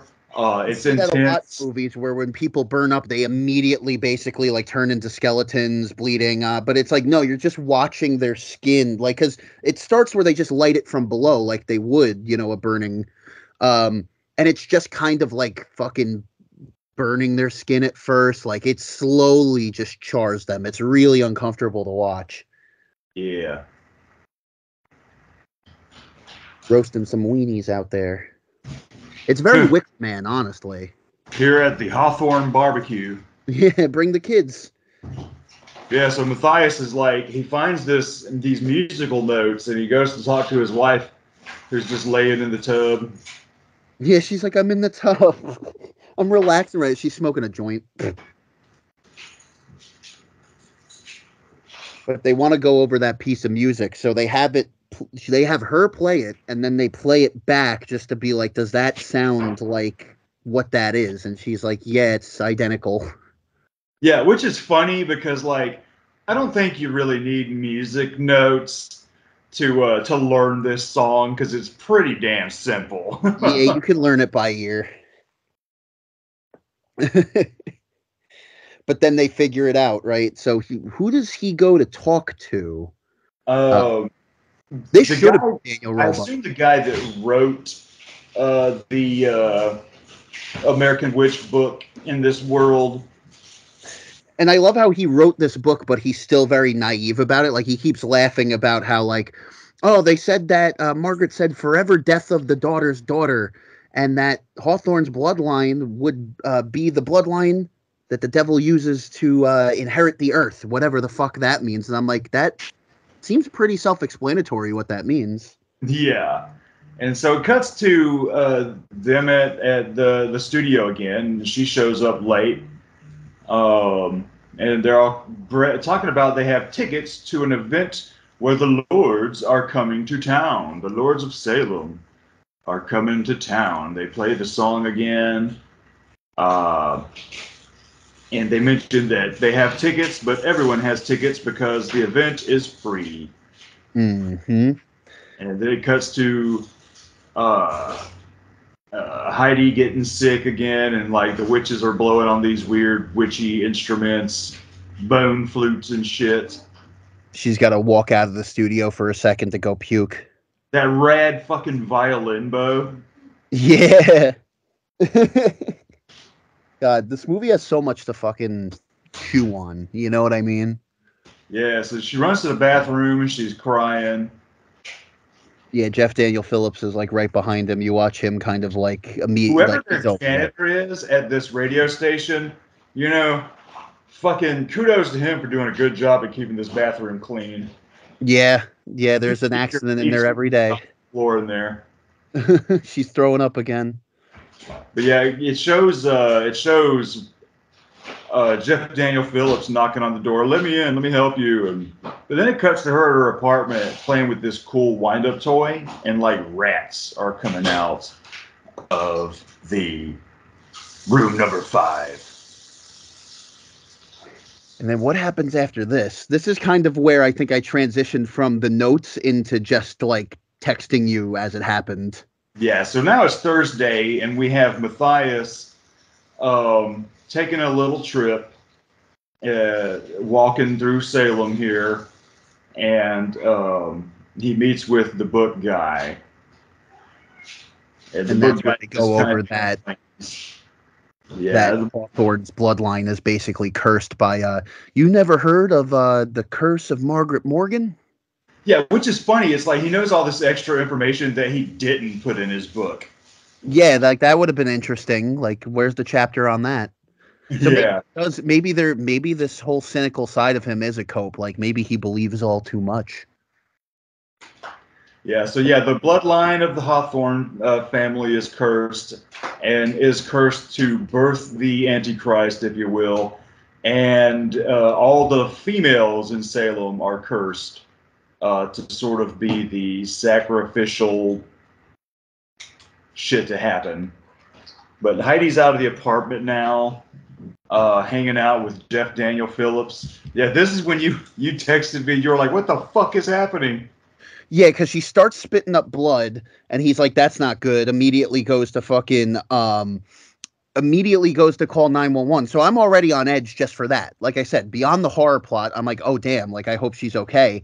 But then she starts seeing the masked men behind him, and she's just pointing. She can't speak, and that's when I was texting, "Holy fuck, holy fuck." I'm like, what's happening? Because then it starts cutting to, this is where the editing gets a little bit more frantic, Rob Zombie-y, as you get this sequence of them pulling. I'm like, I texted you, they're cutting her open. Yeah, so she mentions here that she's clean, so it's showing that he has obviously dealt with her and her addiction sometime in the past. But she mentions that the Lord's record's fucking with her head, and then, that's when the blood coffin starts. And he's like, "Oh, I'm calling an ambulance." And that, crazy shit. This is where shit gets real crazy for the rest of the movie. This is the falling action, basically, this is where we're reaching the climax.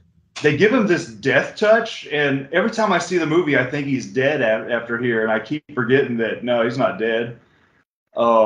Maybe they just knocked him out, but man, there's some crazy mess. They got her in some room, and they're like cutting her open and like pulling intestines out or some shit. This is some weird stuff. I love the contacts they give Jeff Daniel Phillips when they touch him, and then his eyes immediately are like, he looks like fucking Benicio del Toro in Fear. They're like white with black dots. He looks like fucking. It should have been like Tenacious D. But she wakes up as if it was a nightmare. Still, I love those fucking end tables, man. That's what she should do instead of focusing on the nightmare. Man, these are nice tables. Oh yeah, it's cool. She's sitting on the toilet about to take her pills. I love this picture in her bathroom over the tub, and then when it starts bleeding. Yeah. That was nice. That's another kind of like Evil Dead-y touch right there, just not as like over the top. Starts oozing It's so blood. cool the way it just pours out of the mouths and eyes of these people. These people. Masks. Is this where? Because eventually, Oh yeah, this is where she goes to get the crack. that's what. Yeah, she relapses, Yeah, she's running. She goes to this fucking. This is where it's like, all right. which is genuinely heartbreaking to watch. Yeah, the shit that she's been clean for X amount of time, and then this shit that's fucking with her is fucking her up so bad that the only thing she thinks can help it is some fucking crack. Give it to me, baby. Give it to me, baby. So that was Friday. Thursday was pretty short. Yeah, it was a short. Well, when you're on crack, time flies. And Yeah, so now we're seeing her watch her smoke this crack on her bed. So right, what you were saying, like what you related to your mom and what she said about the witchcraft weed. Dude, she gets high on crack and they're immediately like, come sit down, relax, we'll take care of you. But they're really just like, now this is her to relax. We're in. Yeah, there's another weird little thing. Like she's learning French for some reason. Oh yeah. She's walking around like repeating the French phrases, and she was doing that while smoking crack. Yeah, she's smoking crack. And merci beaucoup.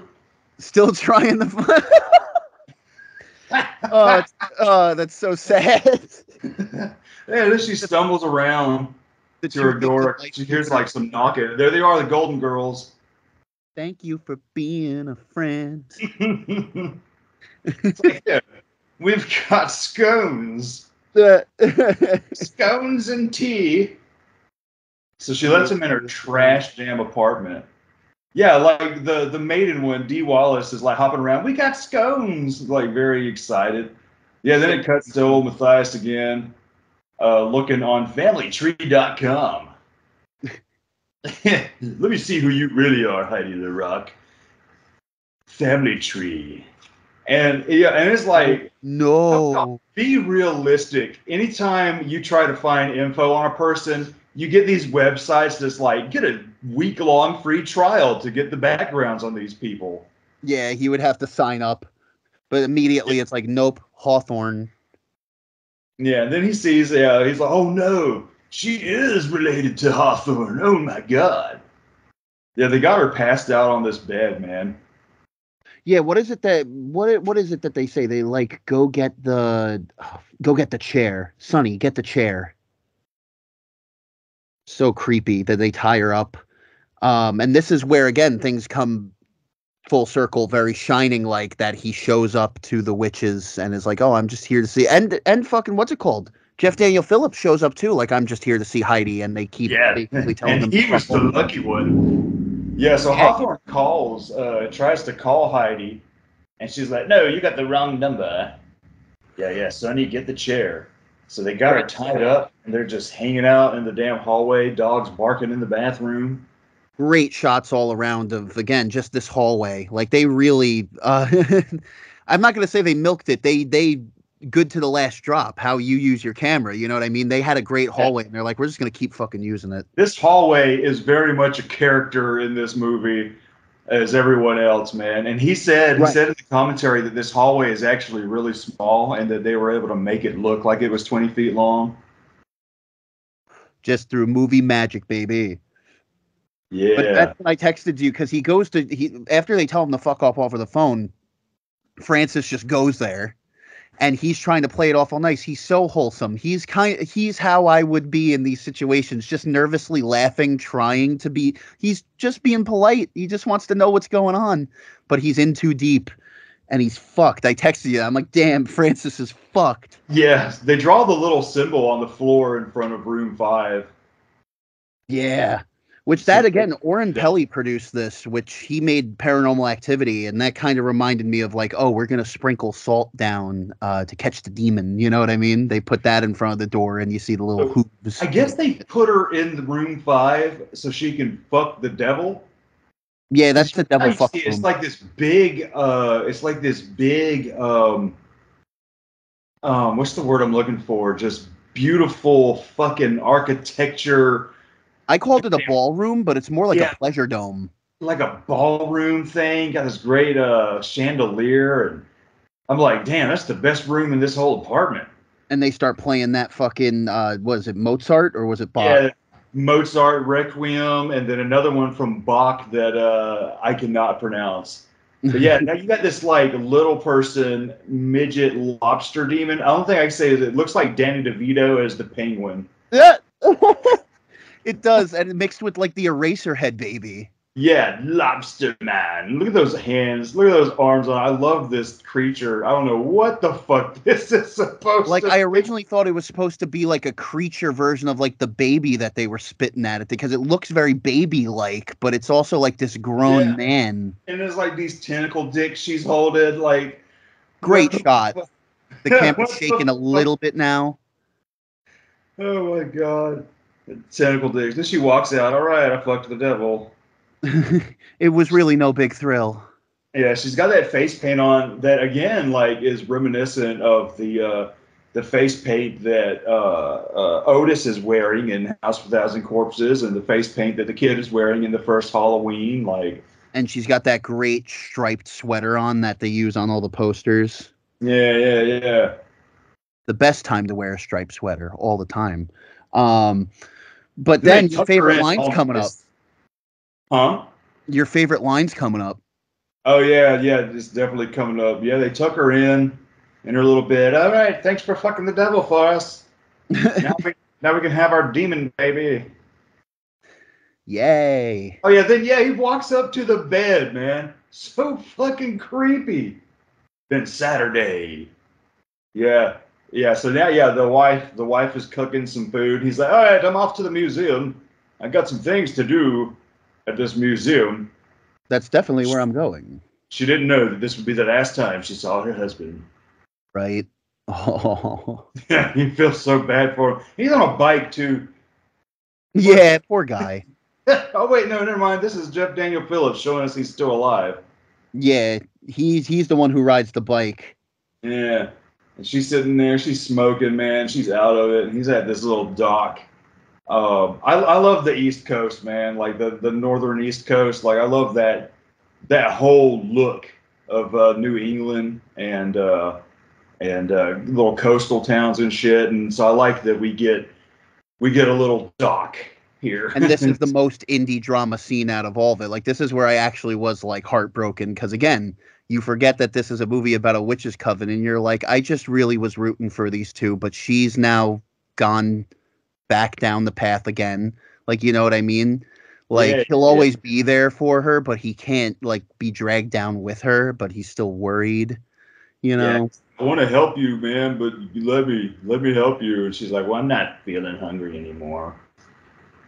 Yeah, dude, it's really like, it is Laurie 2.0. Like, I feel like he took the criticisms that, you know, he heard for Halloween 2 mixed with how he felt about Halloween 2. And he was like, I could do a story like this. I know I could, you know what I mean? I had something there. I just need, you know, people to let me do me. You know what I mean? Yeah. And he definitely got full creative control on this. So like everything that was cut was definitely because he thought it didn't need it. And now her apartment is trashed. Jason Blum fucking produced this movie too, so he was getting that Blumhouse help. Yeah. And this is when like Blumhouse started to become a bit of a household name too. Yeah, it's like not quite because this is an Anchor Bay produced movie. It's not under the Blumhouse Productions, but he still like gave Rob the fucking green light. You know what I mean? He put money towards it. Yeah, and because of Blumhouse, we might finally get the Spawn movie we've all been waiting for, but Blumhouse has been talking about that for 10 years now, too. We started off talking about McFarlane toys, now let's talk about a McFarlane comic character. Yeah, so now old Matthias meets the witch. The Vavitch. Yeah, the Vavitch. She's like, are you a friend or foe? And I love his response again. Just so he's Mr. Rogers, man. He's like, well, I don't know if I'm a friend, but I most certainly am no foe. Yeah, he's like, I'm just a mild acquaintance. Yeah, dude, I love this guy. Yeah. and for a movie that does not have a bit of a body count, unless you count the 32 nameless females at the end. For a movie with and the not, witches being burned, like that's yeah, technically, yeah. like they really use the time they have for this one death to make you be like, oh. And they showed restraint on the F-bombs, where this creepy old lady then starts really like, number one, the younger girl goes, "Aren't you too old to be into that shit?" And she emphasizes, like, she's speaking so calmly and then just shit, like just putting on the intimidation. And he's like, "Oh, well, I don't know." Yeah, because at first, like they're sitting there, they're enjoying themselves, just talking to Matthias, and she, the maiden, is kind of hitting on him and stuff, and talks about how he doesn't have any kids, he didn't want to change diapers. They're being real nice, and Everyone keeps hitting on this guy. Got the tea out, and but yeah, like he talks about the record that she got. And yeah, like you said, I like that. She says, "Aren't you too old to be liking that shit?" And he just wants to see Heidi, and they suspect, like, you know what I mean? They're like, "You're just here to corrupt her," and your favorite line comes up because then she starts busting out the F-bombs. Yeah. When the moment she says, "Heidi or Sonny, would you mind getting the sugar?" It's like, oh yeah, the end for This is like a mafia moment. yeah. Gonna whack him. Take the cannoli. Yeah, she's like, "I'm not laughing." Yeah, did I say anything that was remotely funny? Oh, I feel the tension. I've been there where I'm just like, I in social situations am a nervous laugher. Like, just even when I don't intend to laugh, like laughs escape me just because that's how I be. So I I love that line definitely, though. "Have you come to stick your nosy cock in her head and fuck her brain?" yes. And then right there, he's like, oh shit. There, then Tonk knocked his ass out with a fucking cast iron pan. Dude, it is brutal too, man, because like you don't see it, right? It's all off camera. Yeah, And and I then love you get this that stuff, one right? close up. Like You I get that love one this. close up. She's over him, fucking just smoking, and then she goes to she like just hands her the cigarette and grabs the pan. But yeah, you don't fucking see it, dude. The damn pan comes down, but you hear it. Yeah, you feel it. And you It is get that one close gruesome. up of him looking up at them beforehand. He's like, "Oh God." Yeah. It's just gruesome as fuck, and it's almost like Heidi's hearing it, and the gurgling noises he's making. But I like it too. When she's done, she drops the pan and just holds her hand back up, and she hands her the fucking cigarette pack. Now, like they're all just kind of sitting over his body, got his face covered up with a towel. What a Nice waste of little character time, man. moment. And it is funny too how they think, you wanna put your cock in her head and fuck her brain. Like they're manipulating her brain, but they don't see it that way because she was always in a way, she was always the caretaker, you see. She was Yeah. always gonna be part of this plot. Her fate was predetermined. Then they end this gruesome scene with, "Anyone want a fresh pot of tea?" Yeah. Back to the Golden And Girls. then it cuts to later that night, and now Jeff Daniel Phillips has showed up, and they're all sitting on the stairs like some bullies at school. Hey, Squirt, what you doing around here? Yeah, that's exactly how this scene plays out. Because You he's fucking trying to go upstairs, and they just like keep holding him up. Like, Yeah, why he's are you like, going to go see actually, Heidi? I'm actually here to see Heidi, to get Heidi, he says. And when I first heard it, like my volume was a little low. I thought he literally showed up like, I just came here to get high. Like he gave up. He's like, I'm just gonna do it with her. But no, he says Heidi. Yeah, then we get this crazy nun, man. And the room is red. Another Sherry Moon ass. Then this is it, man. We've gone full Argento. Yeah, it's all red now. He's And this is knocking on the even where he door. starts incorporating like even like little House of a Thousand Corpses-y like animations as well and stuff like that. You know the stat near the end where he shows like melting fucking like Jesus eye. That's my plural for Jesus's? And Jesus-y. Jesus-y. A bunch of Jesus eye. And you know what? The reason I forgot his character's name was Herman is because they all call him Whitey. Yeah, that's his nickname. And again, the whole time, like, if I don't call him Jeff Daniel Phillips, like, he's Herman in every movie to me now.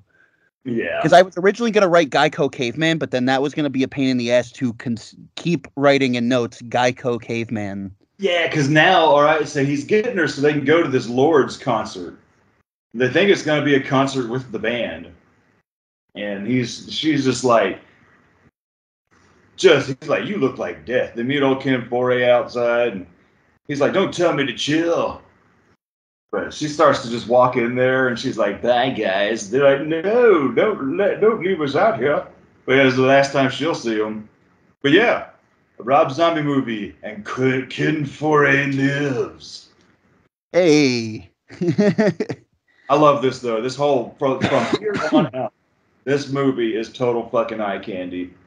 All Yeah, this. from here on out, you can kind of eject your brain a little bit because, listen, this has been the most restraintful, if that's a word, Rob Zombie movie. So now the chains are off, and you could just Yeah, now it's enjoy. all payoff, man, because you get the three witches there. They're saying their shit, and it's very, very angelic behind them with the bright white lights, and you got Heidi up on the balcony looking down, and you got just a handful of seats filled up with the ladies of Salem who were hypnotized by the song. You got Margaret. Welcome. Yeah. Welcome. Speaking all weird, now you got the original Coven all resurrected coming out there. This is some great shit, man, and the classical score and everything coming on. Yeah, it's so good. And then there's even like near at the very, very end, after all this weirdness, he even goes back to some of his old tropes. He's like, I'll even throw in some of the home footage a little bit. Like it's shots of her playing with the dog, but it's like you could argue that home footage. Like when we get to that, I thought it would be hilarious if she was playing with her newborn. Could you imagine in its out face there in the park with her squid baby? This is just me and my kid. People staring like, what the fuck are you doing? It looks like Men in Black 2. Yeah, she's playing that wicked ass bow. They're playing the so much imagery happens so fast. It is such a slow burner movie. And then it just completely speeds up here. So I'm even trying to remember like some of the shit they even flashed me. I remember the melting Jesus eye. I remember it cuts to I got it playing right now. And so the witches are playing the song, and the group of hypnotized ladies are walking toward the stage.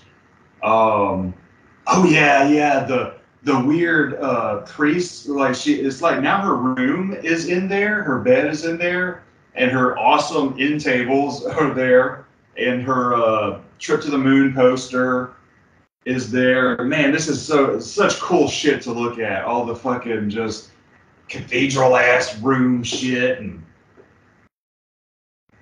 it's fucking amazing. This might be well, I still haven't finished his filmography yet, but so far from what I've seen, best climax. Yeah, so now you got naked ladies with animal heads walking toward her and a crazy priest guy. It's almost like a ghost music video at this point. Definitely. And I love this. Just again, Suspiria. Masturbating with the colorful dildos. It's fucking madness. It is, man. And then yeah, here we go. I love this. Your brain. She's riding the goat. Like this is full Rob Zombie shit. She's hanging out with the black metal musician. They're grinding. She's riding the goat again, and it's like, yeah, we've gone full Rob Zombie. And that's a great shot too. Again, fuck the white horse. We could have her riding the goat into battle any day. Yeah, melting angels, faces getting all crazy. It is awesome, man. I love the shit out of this. We have gone full Rob Zombie. It's great. Like the whole movie is restrained, and then he blows his load like this last section. It is. Yeah, she's on fire. That girl's on fire. It is beautiful to fucking look at, man. It is so fucking cool. It is definitely worth the payoff, you know, because when you go from House of a Thousand Corpses to this, the entire House of a Thousand Corpses is just this kind of shit. You Right. know, Right. in this Absolutely. movie, man, this movie takes its time. And then it cuts to black when she's on like they lay her down and you start to see her like cut the baby out a little bit, and then it cuts to black, and right there I thought, no way. They're not cutting the credits here. And then they don't. It cuts Yeah, back like to the witches. anybody else would have cut the movie off, but Rob Zombie still had tons of shit that he shot that just needed to be in here. He just But needed yeah, to give us a breather for a split moment, and he's like, wait a minute, the movie's not over yet. yeah, she's bleeding and they're rubbing the blood on her legs. They're just wiping her. She's bleeding on the king. And then fucking Yeah, it is rubbing complete. blood on This is her. a movie. It's another thing I got to appreciate. Like, of course, it's a Rob Zombie movie, so things are going to be darker, but the villains win. Yet again. Yeah, yet again. I mean, most of the time in his movies, the villains are what eventually win. And unlike Devil's Rejects, where he attempts to make them likable, and it's even darker here because it's like, it feels like there's kind of an apocalyptic end of the world thing now. Like, what's going to happen next now that they have her? Because now Squid Baby is born. Them little tentacles are flopping around. They're holding it up like, yes, it's our master. Squid Baby. Squid Baby is alive. She's hugging him and shit. Like, Satan! I love this. Our precious baby is like, oh, congratulations. It's a squid. Yeah, it's the black. Squid. And then we get boom. Awesome. I love this. You got the praying witches, and it's playing All Tomorrow's Parties from Velvet Underground and Nico. Fucking classic Lou Reed shit. It should have cut to Tenacious D in the audience, like, that was the one. Hail, Yeah. Satan! Hail, I Satan! love this, man. Whatever they got her donned up, I don't know what's going on here, but her eyes are white, and she's wearing this gown and this crown and this little red headdress thing. But I like the looks on the witches' faces. They're just smiling and basking in the glory, like, yes, we finally did it. Then you get all the dead ladies laying there, and she's on top, and it is just a beautiful last shot. It is so fucking cool, like that. And then, like you said, just playing in the park with the dog, like, yeah, home movies. This is what she used to look like. This Triumphantly evil is what I would call this ending. Triumphantly evil. And then I love how, yet again, it does cut to black. Like, she's playing with the dog, she throws up the ball, and then I love, like, the editing that it just cuts to black right on the dog's jump. He jumps up for the ball, and then it's like, movie's over. Yeah, movie's over, but does Rob Zombie stuff with still giving you info, talking about it's a mass suicide. They had found all the dead ladies. We were talking about sound effects that annoy us. This stock news fucking instrument do do do do do do. And the noise in the background. I do that on our new sticky middle finger. That. Yeah, I'll even take that. But like I've heard that particular instrumental in so many YouTube videos that I was like, damn. But apparently, all of these women that were sacrificed were all part of some Salem club thing or something, some society that they mentioned during this news brief. Like a bit of a Jonestown type thing. Yeah. Almost. And then they mentioned that they can't find Heidi LaRock, that she is missing. So, does she live? Witch. She is now the Blair Witch. Yeah, does she live? Is she dead? What's going on? Like, it leaves a lot of questions. This is one of those great one-off movies that you could see it having a sequel, but it does not need a fucking sequel. I agree with Sam that I would like to see Rob do more movies like this, but it doesn't need to be a direct follow-up in this world. Just something more like witchcrafty, or maybe if he does vampires, or again, maybe if he does Werewolf Women of the SS. Come on, Rob. I'm going to ride his ass for that fucking movie. Yeah, and so the end credits just roll over, shots of the sky in Salem, because it's like it's almost like in Rob Zombie's eyes, like, we filmed all this shit in Salem, we're gonna fucking use it. Absolutely. And then I told you, then it cuts to the cast credits, and you could almost put "Thank you for being a friend." It is sitcom, like just their faces. The only thing it's missing is like the blooper, like, oh, they look into the camera and they smile. Yeah. The It shows you Ghostbusters their 2 ending. names. But man, so that's the fucking movie. I loved it. I'm definitely going to rewatch it, especially around Halloween time. Just like you said, that whole fall time atmosphere. Yeah. Fuck, man, this movie made me want to go back to Salem. I've only been there once, and I had a blast. Yeah, that's a city I would love to fucking visit, man. Like I said, I Go like there around October. You got witch hats all over the place. right. They See, I love New England anyway. The whole look of New England and stuff.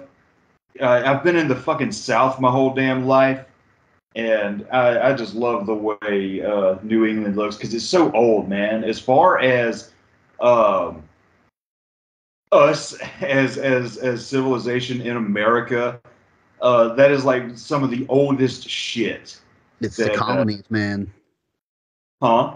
I said it's the colonies, man. Yeah, like it is some of the there's got to be some serious vibes in the New England area that Oh, come down to the East Coast. We'll do a live podcast. right for real. Um, but yeah, this movie, man, I love the shit out of it. Because I'm already a fan of like satanic cult movies, and just to get one in modern times is pretty rare. And to That have it be an added treat that it's from the mind of Rob Zombie, who's just this very particular fucking taste of crazy. You know what I mean? Yeah, and it's like I told you, this movie really changes your perspective on Rob Zombie as a filmmaker because this is a complete 180 compared to everything we've seen him do so far. We've been saying, it's everything is reserved, the dialogue It's is matured. organic. He's Yeah, matured a lot as a writer. And again, yeah, we keep using the word refined. Like it's just tight. Like everything was just there. There's clear progress in him just as an artist in general with this across the yeah, board.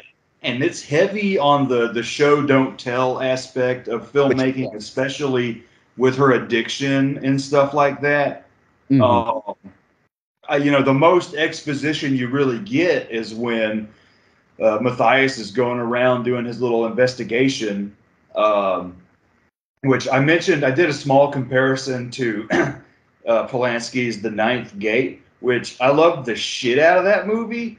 But to me, I like the first half when he's like trying to learn about these books and see the little differences between the different books. And there's this weird society trying to fuck with him and shit. But the moment that damn lady, he's about to get fucking killed, and that lady comes gliding down the stairs and fucking karate kicks these motherfuckers, that's normally when I check the fuck out on the ninth gate. And I'm like, all right, the rest of the movie is cool, but it is not nowhere near as interesting as the stuff that what's happening before she glides down the stairs. Right. Because it's like I do like the and what they do is they to me everything is interesting. The investigation that he's going through is really only there to tell us what's going on, and because he ultimately gets killed, like she says after they kill him, yeah, and he wasn't gonna change a thing. Yup. Like he's just there to get in too deep and die. But be damn wholesome the whole way through. But they give him so much personality and stuff, and so much backstory, and so it's like it is so great because it's like, damn, you put a lot of time and care into a character who is initially just to be an audience surrogate and die.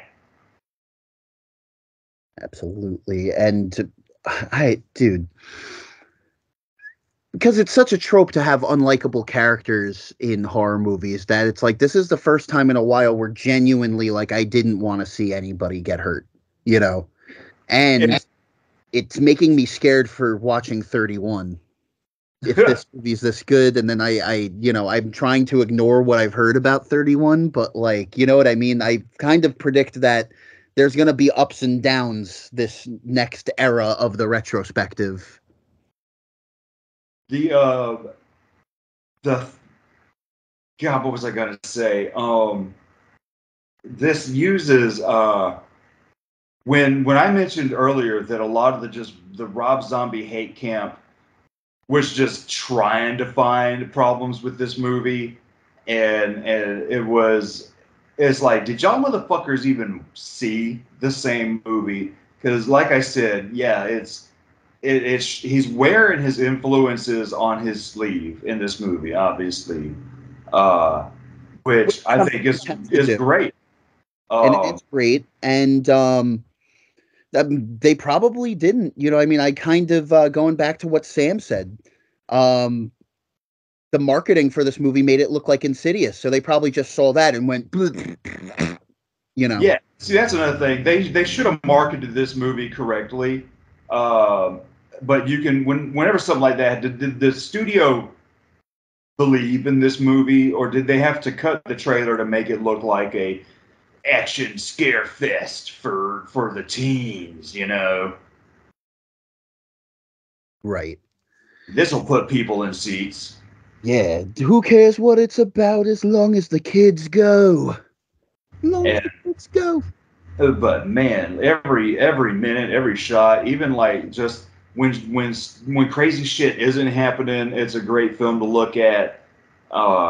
Man, but yeah, it changes your perspective on him as a filmmaker, because when you go from the hyper cool dialogue that he normally does to just straight kind of normal dialogue is different, man. And like we said a minute ago, it doesn't really go full Rob Zombie till the last couple minutes of the film, which is appreciated. I love House of a Thousand Corpses because it's full Rob Zombie, but that was his first movie, so it kind of had to be that way. And seeing later on him doing something more methodical and slow paced and build up to the crazy Rob Zombie shit is very much appreciated. Because it goes to show like how self-aware he is of himself as an artist at the end of the day. Yeah, it's and they marketed this like a fucking a summertime scare fest, but when really it's a fucking indie art house movie, satanic cult movie that it's a 70s style satanic cult movie made in modern times. Right. Like I love how he still just keeps that 70s feel to it, because 70s horror was just so unique. Like you said, you got these art house films, Rosemary's Baby, The Exorcist. So where he started as, like you said, more the Tarantino, like taken from the exploitation genres, the more lower side of that era. Now he's like, you know what I mean? He had a vision for this where he really wanted to make this the um what's the word I'm looking for? Uh his avant-garde movie, you know what I mean? Yeah, this is definitely avant-garde. Uh, which is like you said, you kind of would ignore the stuff about 31. I like the shit out of 31 too. Like I like all the movies coming up. Yeah, I'm But trying to like ignore the comments that I see on, like, because I haven't watched any like video reviews of it because I don't want to see footage of the movie yet, aside from trailer. But just in Facebook groups and stuff like that, just what I've heard about 31, just the offhand comments have me a little scared, but I won't let them influence me. yeah, This has been a very progressive a very progressive retrospective for me, just how I've come around on Rob Zombie. You know what I mean? Like it yeah, started before we did the retrospective. I was starting to grow an appreciation for his movies, but actually getting to sit down, write notes, look at it like for what it is, you find a lot of great stuff to you got a lot of stuff, like I said, to chew on. I like using food metaphor for movies. It's a filling meal. yeah. This I like because all right. So if this was a very methodical slow burn, we go back to the hyper exploitation stuff with 31 and 3 from Hell, which is cool because that's where his roots are. But I will say that out of the next 3 movies to come, the final 3 movies to come, this is definitely my last like one that I absolutely fucking love. Like the other ones are cool, you know. I like the shit out of them, you know. But like this is the last time where I'm like, oh man. But this is like I also said, I'm kind of going in a little blind because this is the last one I saw more than once. I've only seen 31 one time. I've only seen 3 from Hell one time, and I've only seen The Munsters one time. So I can't wait to see those again and see what I'm missing. Because like with 31, there's things I remember, but I do remember one of the best parts of 31 is like the first 5 minutes or so. You ever notice this, that he basically got away with calling a movie Halloween again, 31? Yeah. And that's funny, too, that, like, hey, it's Christmas time, everybody. We're going to talk about 31. Yeah, because I remember when he first started dropping teaser bits for 31, a lot of people, because all he did was have a little poster that he made. It said 31, and there was like a clown pig face. Yes. And people were like, is this another Halloween? Is he doing another Halloween? Or what's going on? Like, nobody knew what 31 was about. And when he was first teasing it around. This poster with a clown in a movie that has Malcolm McDowell in it. Yeah, exactly. So it was cool kind of following all of that and what was going on, and yeah, how he unveiled just little by little before you knew what the movie was going to be about. I love this man. That's ultimately what this, like, I always loved his music, and you know, I knew there was something to his movies, but I just wasn't there yet. And again, you do get influenced by the people around you, especially when you're young and still developing your movie taste. But like this guy just fucking, I don't know. It hits. This movie. It fucking hits. This is a definite favorite. It is a 10 out of 10 movie. Every minute is just interesting to watch. It's got some of his better, more grounded characters. You know, they're not like hyper cool characters that I like also. You know, I do like all his characters. I love his hyper cool dialogue and Rob Zombie isms and shit. But I do like to see that he can do something just a little more normal with some massive payoff for people that like the weird shit toward the end of the movie. Like, just to know that he has this in him, like, these kind of techniques are something he could do if he ever makes that Groucho Marx movie. You know what I mean? And if this was an experiment, this is definitely, to me, like his last full experiment until the Munsters. But with that, Basement Dwellers, we will see you on 31. Yeah. So what is next Sunday? Next Sunday, I actually have some family plans, so we're gonna have to skip over that week. But then, if you're available the Sunday after that, I should be good. Yeah, well, we're getting closer to Christmas, so let's maybe wait till after Christmas to do another one. All right, that sounds fair. You know, we got a lot of stuff going on in the next couple weeks. So there we go. We won't be talking about 31 on Christmas. We're going to go on a little holiday break, and then we'll be back with our new year, wrapping up the retrospective. Yeah, so that's what we'll do, people. And I hope you enjoyed our talk about Lords of Salem. Yes, and be sure to still check out the Facebook group. You know, I'm still going to be posting there, sharing memes, pictures, whatever the fuck I'm doing. You could check us out on YouTube. You know, Travis is Bloody Chuckle Studios. I'm FDV Productions, and I also do gaming now with my buddy Mo. We do the Crew Boys, so you could check us out on there. We've been playing Fallout, a lot of funny shit on there that I've been enjoying. And geez, now I'm on Instagram, so you can follow me there. I saw that you already did, Travis, so thank you. Yeah, I went ahead and followed you while you had told me the name of your Insta. My And Insta. yeah, listen, our Christmas album dropped a few weeks ago, so check that out. It's on Definitely. every streaming platform under Monster and the Family, and it's on Bandcamp under Bloody Chuckle Studios, and yeah, follow the Speaker Brains Facebook group, and hell, if y'all want, follow the